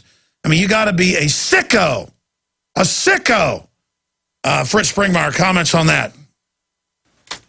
Yeah, I'm just listening and tracking what you're saying and agreeing. To finish my thought, I was talking about a man who, using telephoto lens, had photographed one of these sacrificial rituals. And, a ritual is a murder. It's a crime. So he turned these over to the local police. And the next thing that happened was the Kansas Bureau of Investigation came down, snatched up all the photographs, and they disappeared. Another man was monitoring from a distance a ritual. And guess who was doing the patrolling and the protection and the guarding of the ritual? It was the county sheriff department. So the wolf is guarding the chicken coop, and then they tell us that these things don't happen, and yet, like you say, they're happening all around us. And yet we're not being allowed to realize the intensity of it all. All I know is I see people out in some field getting ready to butcher a little kid. It's going to be 50 cal or Lapua time. And I guess I'm a criminal, though, if I would shoot Satan worshipers trying to kill a child. See, in the new America, we're the bad guys.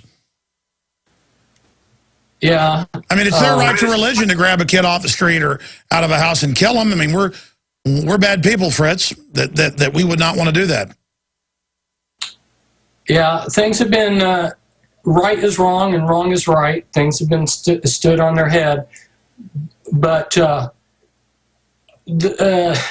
that shouldn't keep us from doing what's right, and one should continue to think on good things and focus on good examples and be the type of person that God would want us to be. Chris Springmeyer, I agree with you completely. And we don't have time to get to other callers, but I will get to the other calls coming up. But I want to get you back on again to specifically get into the Satanism angle, because all of this is a sacrifice. Even if they're not consciously into the occult, these CPS people drugging the little kids till they die, they enjoy it, they laugh about it. It's all about scum having power. And that's what evil is. It's big groups of weak people getting together to oppress the strong and the weak individually. And it's just people that never get sick of pressing on the nerve of power. It's just all about the raw exercise of power. And there's never enough, and I'm sick of them waging war against innocence, creativity, and everything that's good. And I pledge and swear on the altar of God eternal resistance against every form of tyranny over the mind of humankind and everyone that attacks innocence, because my only desire is to see them strung up by their necks until dead. Bloodlines, the Illuminati, available at Infowars.com. Get it and find out how deep the rabbit hole goes. Lyndon LaRouche joins us for the next 30 minutes. Then we're going to have Luke Radowski join us from Chicago, where the international media and even the U.S. media calls it a police state. Welcome, NATO, to Chicago's police state. And they are locking the city down, taking people to jail for beer-making equipment they bought at the grocery store. It is just a very frightening manifestation. The new Defense Authorization Act reaffirms secret arrest and disappearance of the American people and will repeal, if it finally passes, a 1948 law, the Foreign Relations Authorization Act, updated in '87, that it's illegal for PSYOPs to be conducted in the U.S. with government misinformation campaigns. Oh, they lie professionally. So now they're just going to make legal what's already been going on. $642 billion for indefinite detention and PSYOP operations against us, the people that pay their salaries. And again, no one's more brainwashed than the average troops themselves. They're not bad people. In fact, they're starting to wake up. But we're not in Kansas anymore. Now, Lyndon LaRouche joins us to talk about a host of issues. We have Medvedev, he rotated from president to prime minister over in Russia, saying they may have to have nuclear war with the U.S. The Chinese president said that 3 months ago, prepare for war. We've got the West shifting now, saying Al-Qaeda's our friend, attacking Syria and Libya. The new terrorist threat is the American people, and the new military threat is China. And then we have Obama's literary agent for 16 years saying he was born in Kenya. Obviously, Obama is being blackmailed with that info. Lyndon LaRouche, who has an incredible private intelligence network, doesn't need any introduction here from my show. We'll give you his websites as well. Lyndon LaRouche here on the show with us. Lyndon, so much is happening in the world right now. The impeachment's starting to move forward. Out of that spectrum of issues I threw out at you, what would you like to tackle first? Well, the point is we're in an interim period, probably, I don't know how many days or weeks, a transition, after which I would expect a decision to be made on whether the president, the current president, is going to continue to be president. We're in a crisis. I wouldn't be surprised if you have a new president being listed to the roster in types of the failures of this. But we're in the greatest crisis that of our nation has ever existed, even since the Revolutionary War. And the question is whether we'll survive. I am, of course, committed to doing what is necessary to make this nation survive successfully. But for the next weeks, we are in a very dangerous situation in which no one can certainly tell you what's going to happen. It may be people can tell you what they should happen, but they're not able to tell you, not even me. You were on a month or so ago and you said the crisis was going to get worse. It has. We've got the financial meltdowns taking place, the zombie banks. Why is the world accelerating towards conflict and crisis? What has put us on this path? Well, first of all, we put on this path by a bunch of presidents we had as a sequence of presidents so far, including this one. And the only likelihood that we'll avoid the very worst effect of some kind or another if we don't get this president out of office very soon. Look, you've got a Republican candidate who doesn't wash, and you've got a present president who also is a failure. I think we're going to come to a point of decision, and it's going to come over the issue of the relationship of Russia to the United States. That's where the issue lies. If Obama gets out. Now, the thing we have to understand is the Joint Chiefs of Staff and related military concerned people have prevented this from becoming really a thermonuclear war so far. But as long as we have Obama as president, as long as he remains in the office of president, we cannot be secure. We may get into a thermonuclear war, a full-scale thermonuclear war. It will be started by the United States if Obama is president. So getting Obama out of the presidency now is not an also-ran. It is something that must happen if we're going to have a United States. I'm optimistic that if there are things I won't say now because that's a little bit inappropriate, but I think that if Obama is removed from office, which he's right to do soon, we will get a completely new shuffle, and I think out of a new shuffle, we have a chance of coming out of this ahead. Now, Carol Quigley's book that came out in the late 60s as an insider, which they wanted to then remove off the shelves, Tragedy and Hope, that I should add is available at Infowars.com.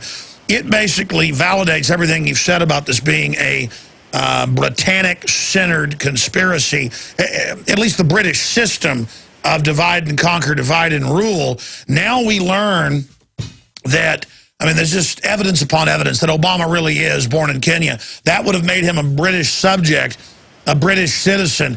I've been trying to really track who he is with all these fake names. From your research, because I know you've been saying this, is that why you've been saying Obama is a British agent? I know he's a British agent because he's an agent of British interests. I don't care where he was born. He's a British agent. He's following orders from London, the British Empire. And that's the issue.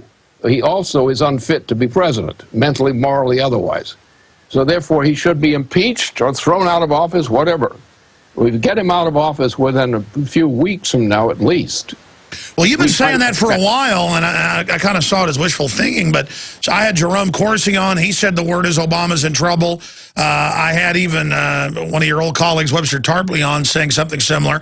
We've seen all these Washington Post articles about Obama should step down, there should be a new nominee. Do you think they'll really try something like that?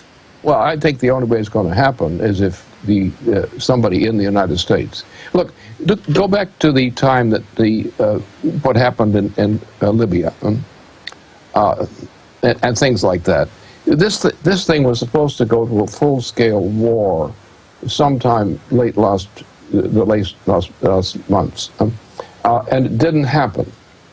It didn't happen because of certain influences. But mostly it didn't happen because our military leadership and people associated with that leadership have acted to prevent the United States from being engaged in a thermonuclear war with Russia. Russia doesn't want it. Russia is willing to cooperate with the United States on exactly the terms the United States wants, not Obama. So we can avoid this war. And if we get rid of Obama, we're going to have to take a new president. We don't have one running. Maybe Hillary Clinton would come forward and volunteer again or something. What does getting rid of Obama do? Send a signal of a change? No, it actually frees the American people from a dictatorship. People out there are scared. There is an increasing hatred of Obama. There's opposition to Obama increasing, but people are frightened. If they see him going, they are going to suddenly become encouraged. And I think we'll get a presidency that we want if that happens. Why are they announcing and admitting that they do have re-education camps for political dissidents? Yourself, a former political prisoner of this system. Why are they announcing that, yeah, they're listening to us? It looks like they're trying to intimidate us. Well, look at Kaczynski. Huh? He's the associate specialist in dictatorship inside the Obama administration. And if Obama goes, he goes, the program goes. The American people are fed up with this thing, but they're frightened. They're becoming a little less frightened because they're becoming more angry than they are frightened. But I think we're going to reach a point where either we actually go to a thermonuclear war, and that's something we will not survive. No one could survive. And by the way, you were saying that here 6 months ago. Now the Chinese president, the Russian president, and prime minister are all saying thermonuclear conflagration, using your exact quote, is now on the table. Why are they saying things like that? Because it's true. We have the negotiations going on. For example, Russia has a whole panoply of these negotiations. The Joint Chiefs of Staff have laid out the policy for the United States in terms of a non-war. These are the important things. We have people in the United States, especially in our professional military, and some other people of that type, who have been opposing Obama all the way through. But as long as Obama has the title of President of the United States, their hands are tied if Obama really tries to pull something off. And he's got the British behind him. So therefore, we're holding off, hoping that Obama does not get the chance to declare thermonuclear war globally. And he's getting ready to do so. And the whole Anglo-American arm, they think they're going to be able to fix things by having a nuclear war with Russia? No, they're insane. These forces are absolutely insane. So I'll take it you're not celebrating the Queen's Jubilee. No, I'm not doing that. What I'm trying to do is do my part, and I have some background, some capabilities. Do my part to encourage those who think as I do in our country, including some of our top military and other people like that, to do what we can to get this guy out of office before he gets us into a thermonuclear war. And on that basis, the minute that guy is going out of office, I can guarantee you there will be some shocking things occurring for the good. And they'll happen soon. And I'm just fighting on that basis now. That's my job, is part of this job. If you could be at Bilderberg coming up in Virginia in 2 weeks, when we come back, Lyndon LaRouche is our guest. LaRouchePack.com is one of the main websites we've had up on screen here. I want to ask you, what would you do if you could address the power elite meeting, 130 of them or so? What would you say to these people? Because they are eugenicists, they are crazy people. David Rockefeller, it doesn't have long for this world, and maybe he wants to go out in a blaze of glory because they are moving missiles in against Russia. They are moving in ships in on China. With this other double game of having China take over our media, it's bizarre. I was thinking during the break how a long time ago, Lyndon LaRouche wrote, or his outfit put out, Dope Inc., exposing British royalty and their control of much of the narcotics trade. And now that's out in the open. That's why they're going to keep British troops through 2014 in Afghanistan. I was thinking about how they now show our troops growing the opium on the news and say it's good. This whole facade now is see-through. But the system still operates like we don't know and just counts on apathy. But if you could talk to some of the most powerful people in the world, I know you've advised CIA directors and others, what would you say to Bilderberg? Because I know they pay attention to this show. They pay attention to what you do as well, Mr. LaRouche. What would you say to them with their meeting coming up in Chantilly? Say, drop dead, because there is no future for humanity under a Bilderberg type, and it is a Bilderberg type of program. That's the word is not understood adequately, but that policy that was laid down by those two monarchies at that time was a scheme for destroying civilization. Now, this scheme has to be destroyed. See, as usual, you're so historically informed. Explain to people. 1954, Dutch, British royalty set it up to carry out a eugenics world government. Well, the two monarchies, the Dutch and the British, are products of a system that was created as the new Venetian party. That's why the two monarchies are there. The British were conquered by the Dutch, by the invasion of England, in this case. So the point is, we get rid of that thing and go back to the American system, which is what the rest of the world would really like. I don't get Russia, China, so forth. They would like the American system. And therefore, our job is to get the American system restored and get this British Empire system out.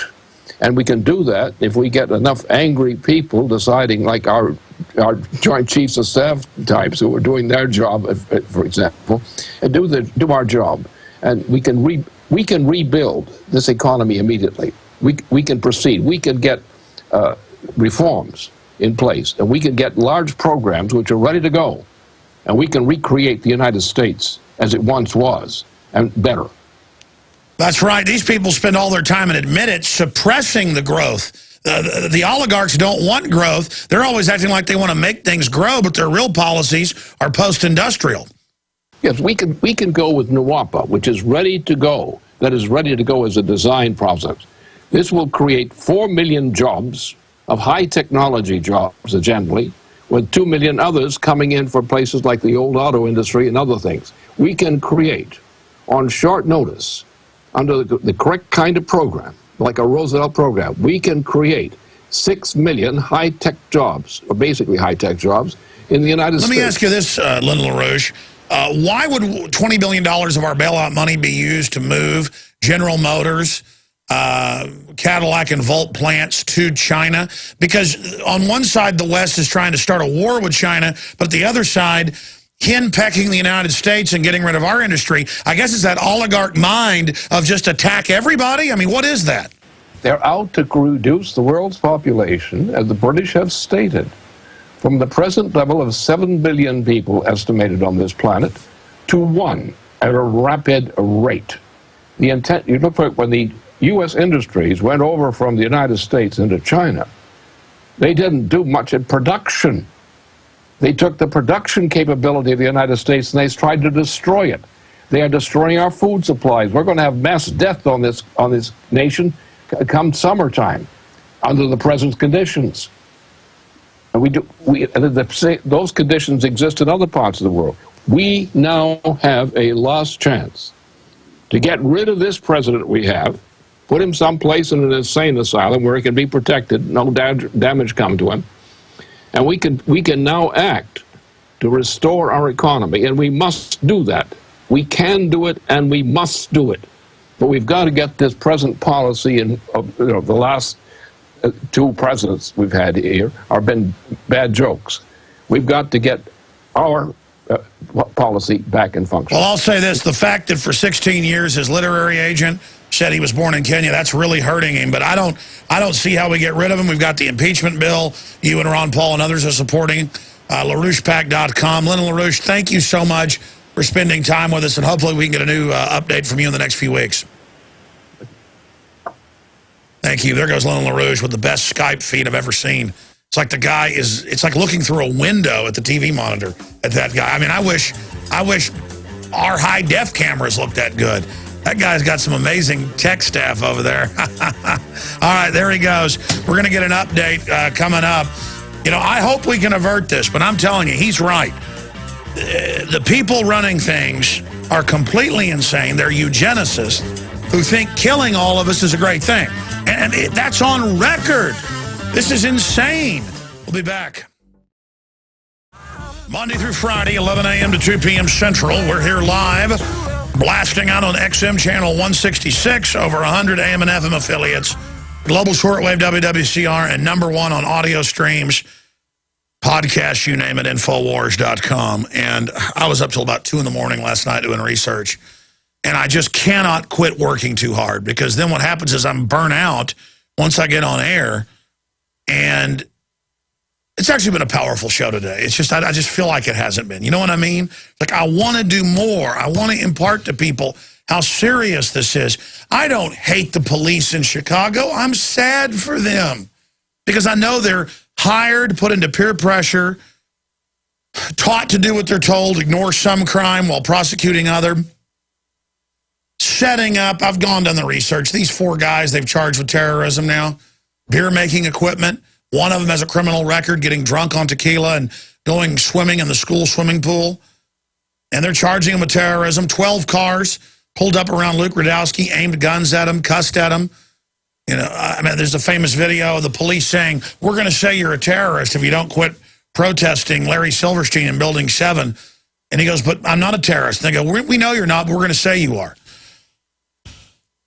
I can hate those police, but in the final equation, man, they are really dishonorable, sad, wicked people. They are enemies, enemies of freedom, enemies of everything good, but most of them really think it's okay to set up protesters and to dress up like protesters and commit crimes. They do it all over the world. And I just wonder, because so many police I meet in person are good people, and I know police do good things. So how do they get away with this in cities like Chicago and like Seattle and Denver, where they've been caught dressing up like protesters, beating people up so they can then attack the peaceful protesters? You see what I'm saying here? How are you so dishonorable? And why do you do it? Well, I know why. If you do those type of corrupt things, you get promoted up the chain. And I wanted to get an update from Luke Radowski of We Are Change. They reached in and cut off their live streams. And by the way, when I go to Bilderberg, we're going to have multiple live streams the entire time if they try to set us up. And don't let that intimidate you. I mean, when you just, it's kind of exciting. You know, if a cop walks up, shoots me in the head. I fought tyranny. I died a good person. I died someone for humanity. I died for those children in CPS dungeons being raped by big fat pedophiles right now. And they drug them out of their minds so they can't report on them. You know what? I mean, you got to get to the point of, we're going to peacefully resist these people, and I don't care what you do to me. And I'm not saying that's even going to happen. The point is you got to stop caring about what happens to you. It's that cowardly attitude that has gotten us to this point. And it totally creeps me out to see police all over the world. I saw G20 a few years ago in England. A guy delivered newspapers every day to this little shop that sold cigarettes and newspapers, little corner convenience store. And the police wouldn't release the tape, but later it got released to court. And the guy turns around nicely, has his little thing. He goes, I'm delivering newspapers, a little cart. He said, I have the proper badge. And they just beat him to death and have fun killing him, and then later said he'd done something. You know, it's like, wow, they're hiring such cowards. Because, you know, I don't say I'm the toughest guy in the world, but I'm not looking for a fight either. I mean, I know how dangerous it is. I'm not looking to get my nose broken and stuff, but if somebody starts a fight with me, once I start, you know, I certainly get into it because they've done something to me. But I'm not like the type who wants to, I've always seen people who'll see like a little guy and they'll want to go beat him up. I remember one time in high school, my girlfriend's brother was like a runt, and I saw like 4 or 5 guys slamming his head into a locker, and I went over and, you know, beat him up. So it wasn't hard. They were bullies. They were punks. My dad got sued because I punched one of them. The guy's whole nose came off. It was wild. It's like just a black hole in his face with blood shooting out, but that's a side issue. I couldn't imagine why 4 guys would want to be picking on a runt. You know, a runt. There was obviously something wrong with him. He was a lot smaller. He was little. His sister wasn't like that. He was a runt, like a runt of the litter. And to me, it was, I came over and said, why don't you pick on somebody? So one of them punched me, and I went, bam, tore that guy's nose off. And I'm not bragging about how I'm a tough guy.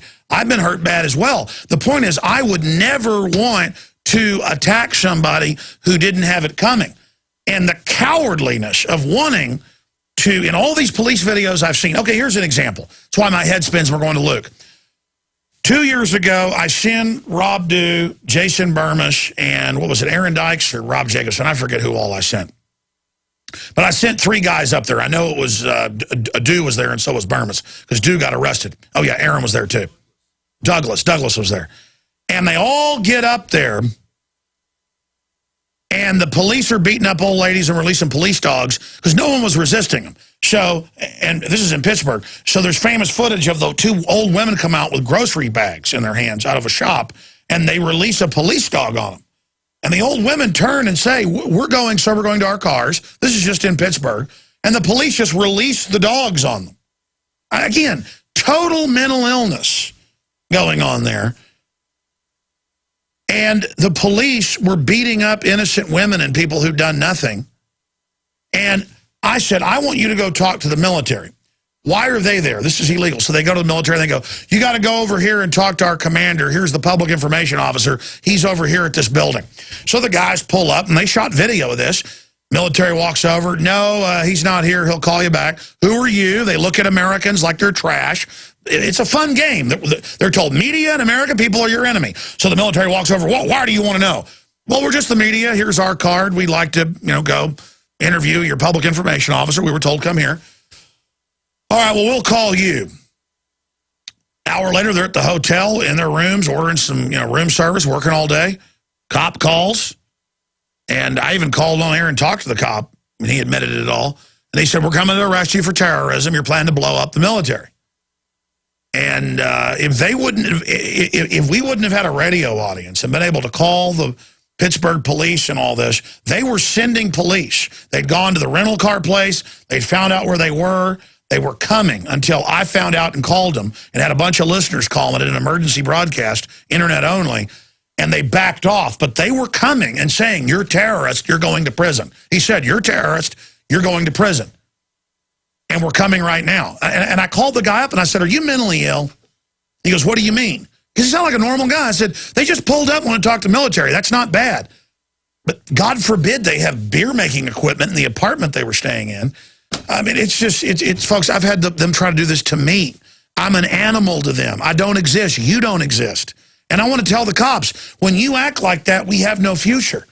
What do you think the bankers are going to do if you're going to enforce a tyranny like this? And by the way, there's going to be a civil war, and you're going to get chewed up in it, which is no enjoyment to me. All right, I'm going to shut up. Luke, amazing video. Well, we can't play it because the cops are cussing so much, but it's up at Infowars.com. It's also on the We Are Change YouTube site. We've had it up, obviously, since it happened yesterday. But tell folks what else you've been witnessing there at NATO, what the London Guardian calls a police state. Welcome, NATO, to Chicago's police state. But it's no matter where NATO goes, who are the big narcotics traffickers, I should add. Everywhere they or the globalists go, they lock things down. This is global. They're in command. The Guardian's acting like NATO didn't do this. Luke Radowski of We Are Change, founder of We Are Change. What do you make of this? Alex, there's so much to get into, especially our coverage here. The night we got pulled over earlier in the day, we were at the bail hearings for the NATO 3. The NATO 3 that are facing terrorist charges, we were there. We were the first ones to do a live report outside the courtroom, how this was a pure entrapment. The defense clearly stated that undercover agents supplied the explosive devices and instigated the call for violence. We were there reporting on that. A very weird situation occurred when we were live streaming later on in that day, and I have a feeling that we were almost about to be set up. We were staying with somebody because we really can't afford a hotel with one of my friends who is loosely associated with the Occupy Chicago group here, and my friend loosely knew her, and we were staying at our house. We got a phone call that the place we were staying at was being raided, that there was police officers inside. The person couldn't get inside. We broadcasted that message out to everybody on our Twitter, on our Ustream, told everybody this was happening. Later, the same person called us, told us not to tell anybody, not to contact the NOG, not to go there. I sent people there anyway. The place we were staying at, the door was open, the alarm was going off. Our stuff was still there. The person then went missing, wasn't in her apartment, and as we were talking about how weird this situation was, that our place was surrounded by police officers. After we were done live streaming, we just contacted the National Lawyers Guild to get some information. Yeah, they were probably getting ready to have you on the news as the terrorist. Instead, they set up these other guys for the beer equipment, which the media went in and saw the big, I mean, it is a beer equipment, but it doesn't matter. You'll probably go to prison for it. Go ahead. The person we were staying with knew the people who were entrapped with that beer equipment. Oh, see, there you go. Absolutely. Okay, yeah, they were planning to set you up. Yeah, I really have that feeling. We have no solid evidence, but everything points to that right now. And as we were talking about in the car, going to that place, how this may be a setup, how we need to live stream everything, 12 police car vehicles, one with DHS, a DHS van also was there. Undercover cops were there. 3 white shirt police officers were there, lieutenants. They pulled us over. Guns were drawn at us. We were screamed at, told to put our hands out the window. I took my cell phone out the window, and I was live streaming the whole event. Yeah, I saw that. We're going to be doing that at Bilderberg and see you there. I was very lucky I didn't get shot, but police officers then deleted my footage, deleted that footage of them running up to us with guns, deleted it off my phone, made sure it didn't save. Your stream can't even get the broadcast back up right now. And we were handcuffed. We were questioned. And the weird thing is that the DHS van was there. They started banging our hard drives, our batteries. The police officer that I was talking to was looking me straight in the eyes. And then when I asked him why we're getting pulled over, he said our vehicle matched the description that they were looking for. And as he said that, he looked down and started laughing. He started laughing because our car that we're driving in right now has New Mexico plates. I don't think there's many cars here in Chicago right now that have New Mexico plates. Obviously, it's a giant narcotics trafficking mafia command base.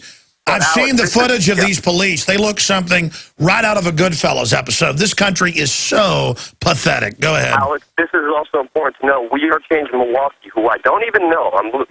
We Are Changing is an idea. Other people grasped the idea and start chapters. I met We Are Changing Milwaukee for the first time on the march that day. Right after they met me, CPD, Chicago Police Department, stopped them.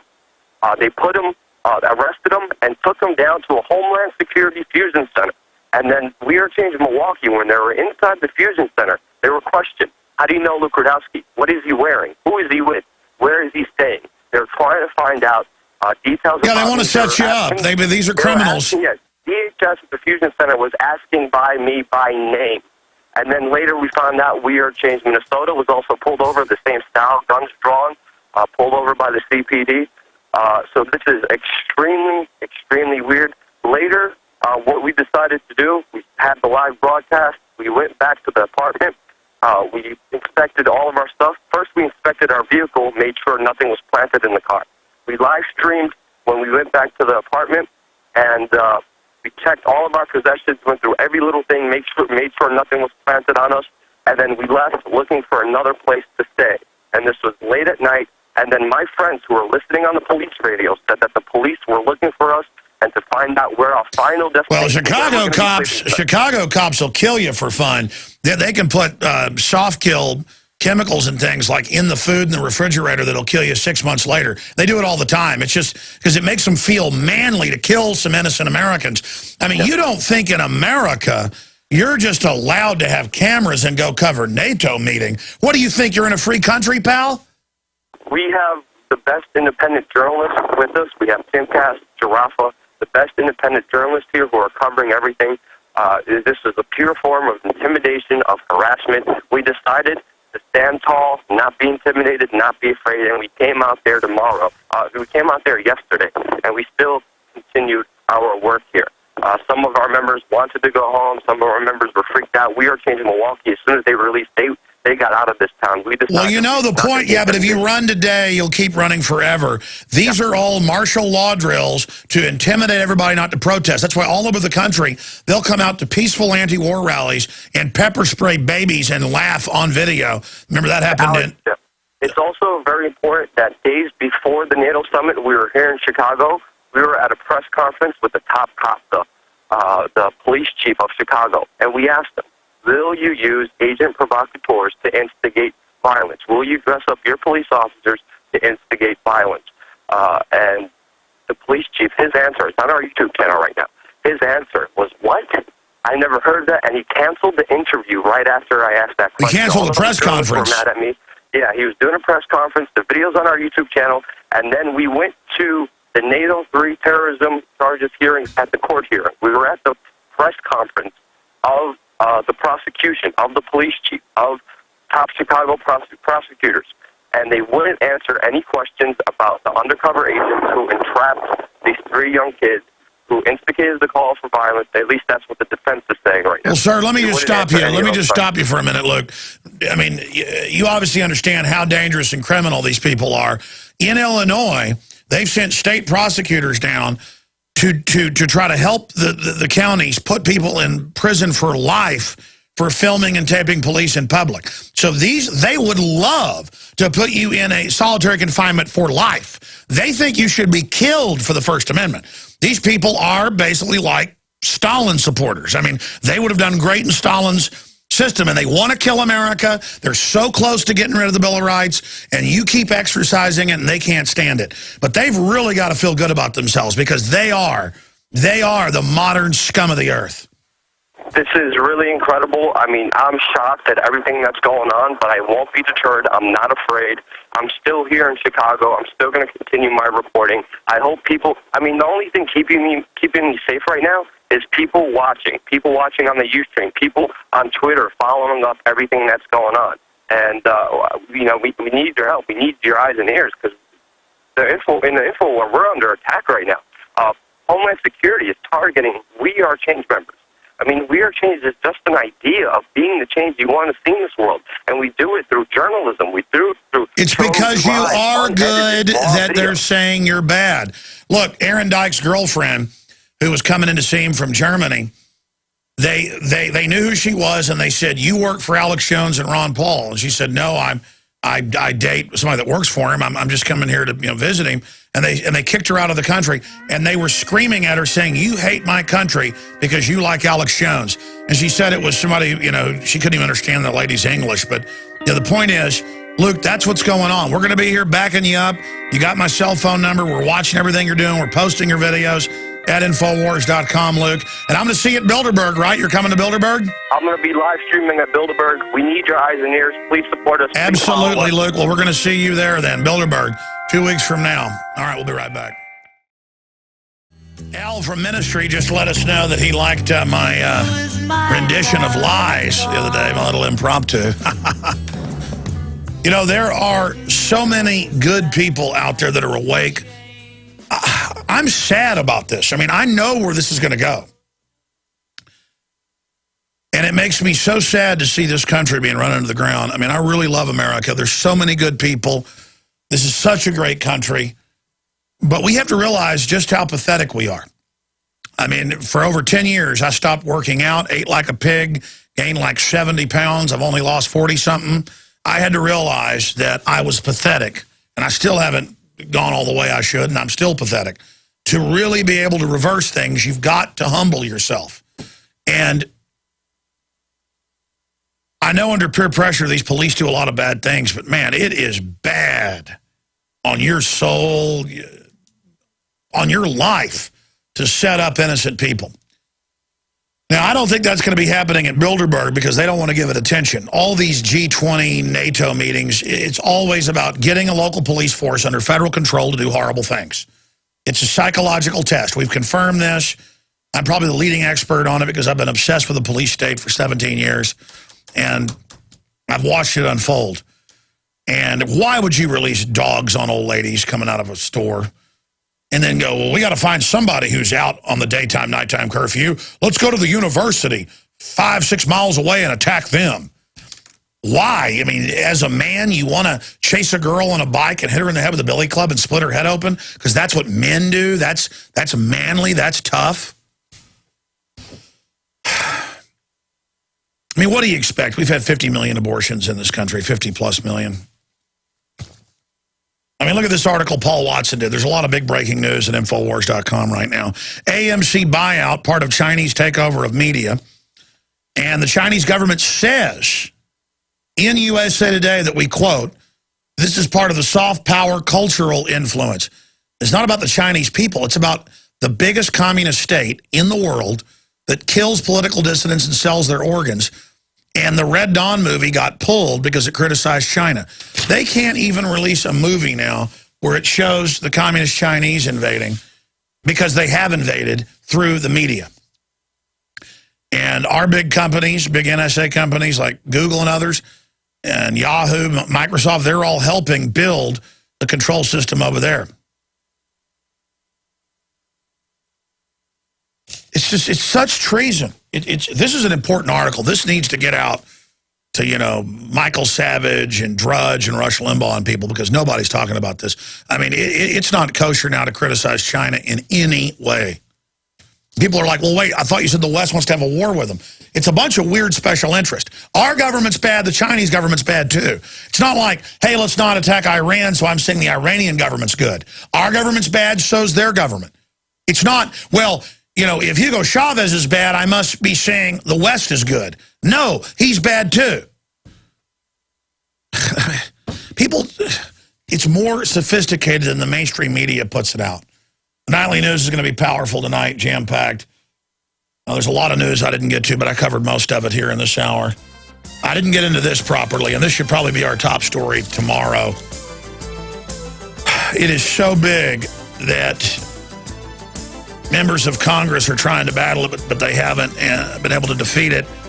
And Smith and Amish amendment rejected, indefinite detention still the law. That's New American. And they're announcing that the CIA is engaging in psyops domestically. It's illegal, but so what? It's all about lawlessness.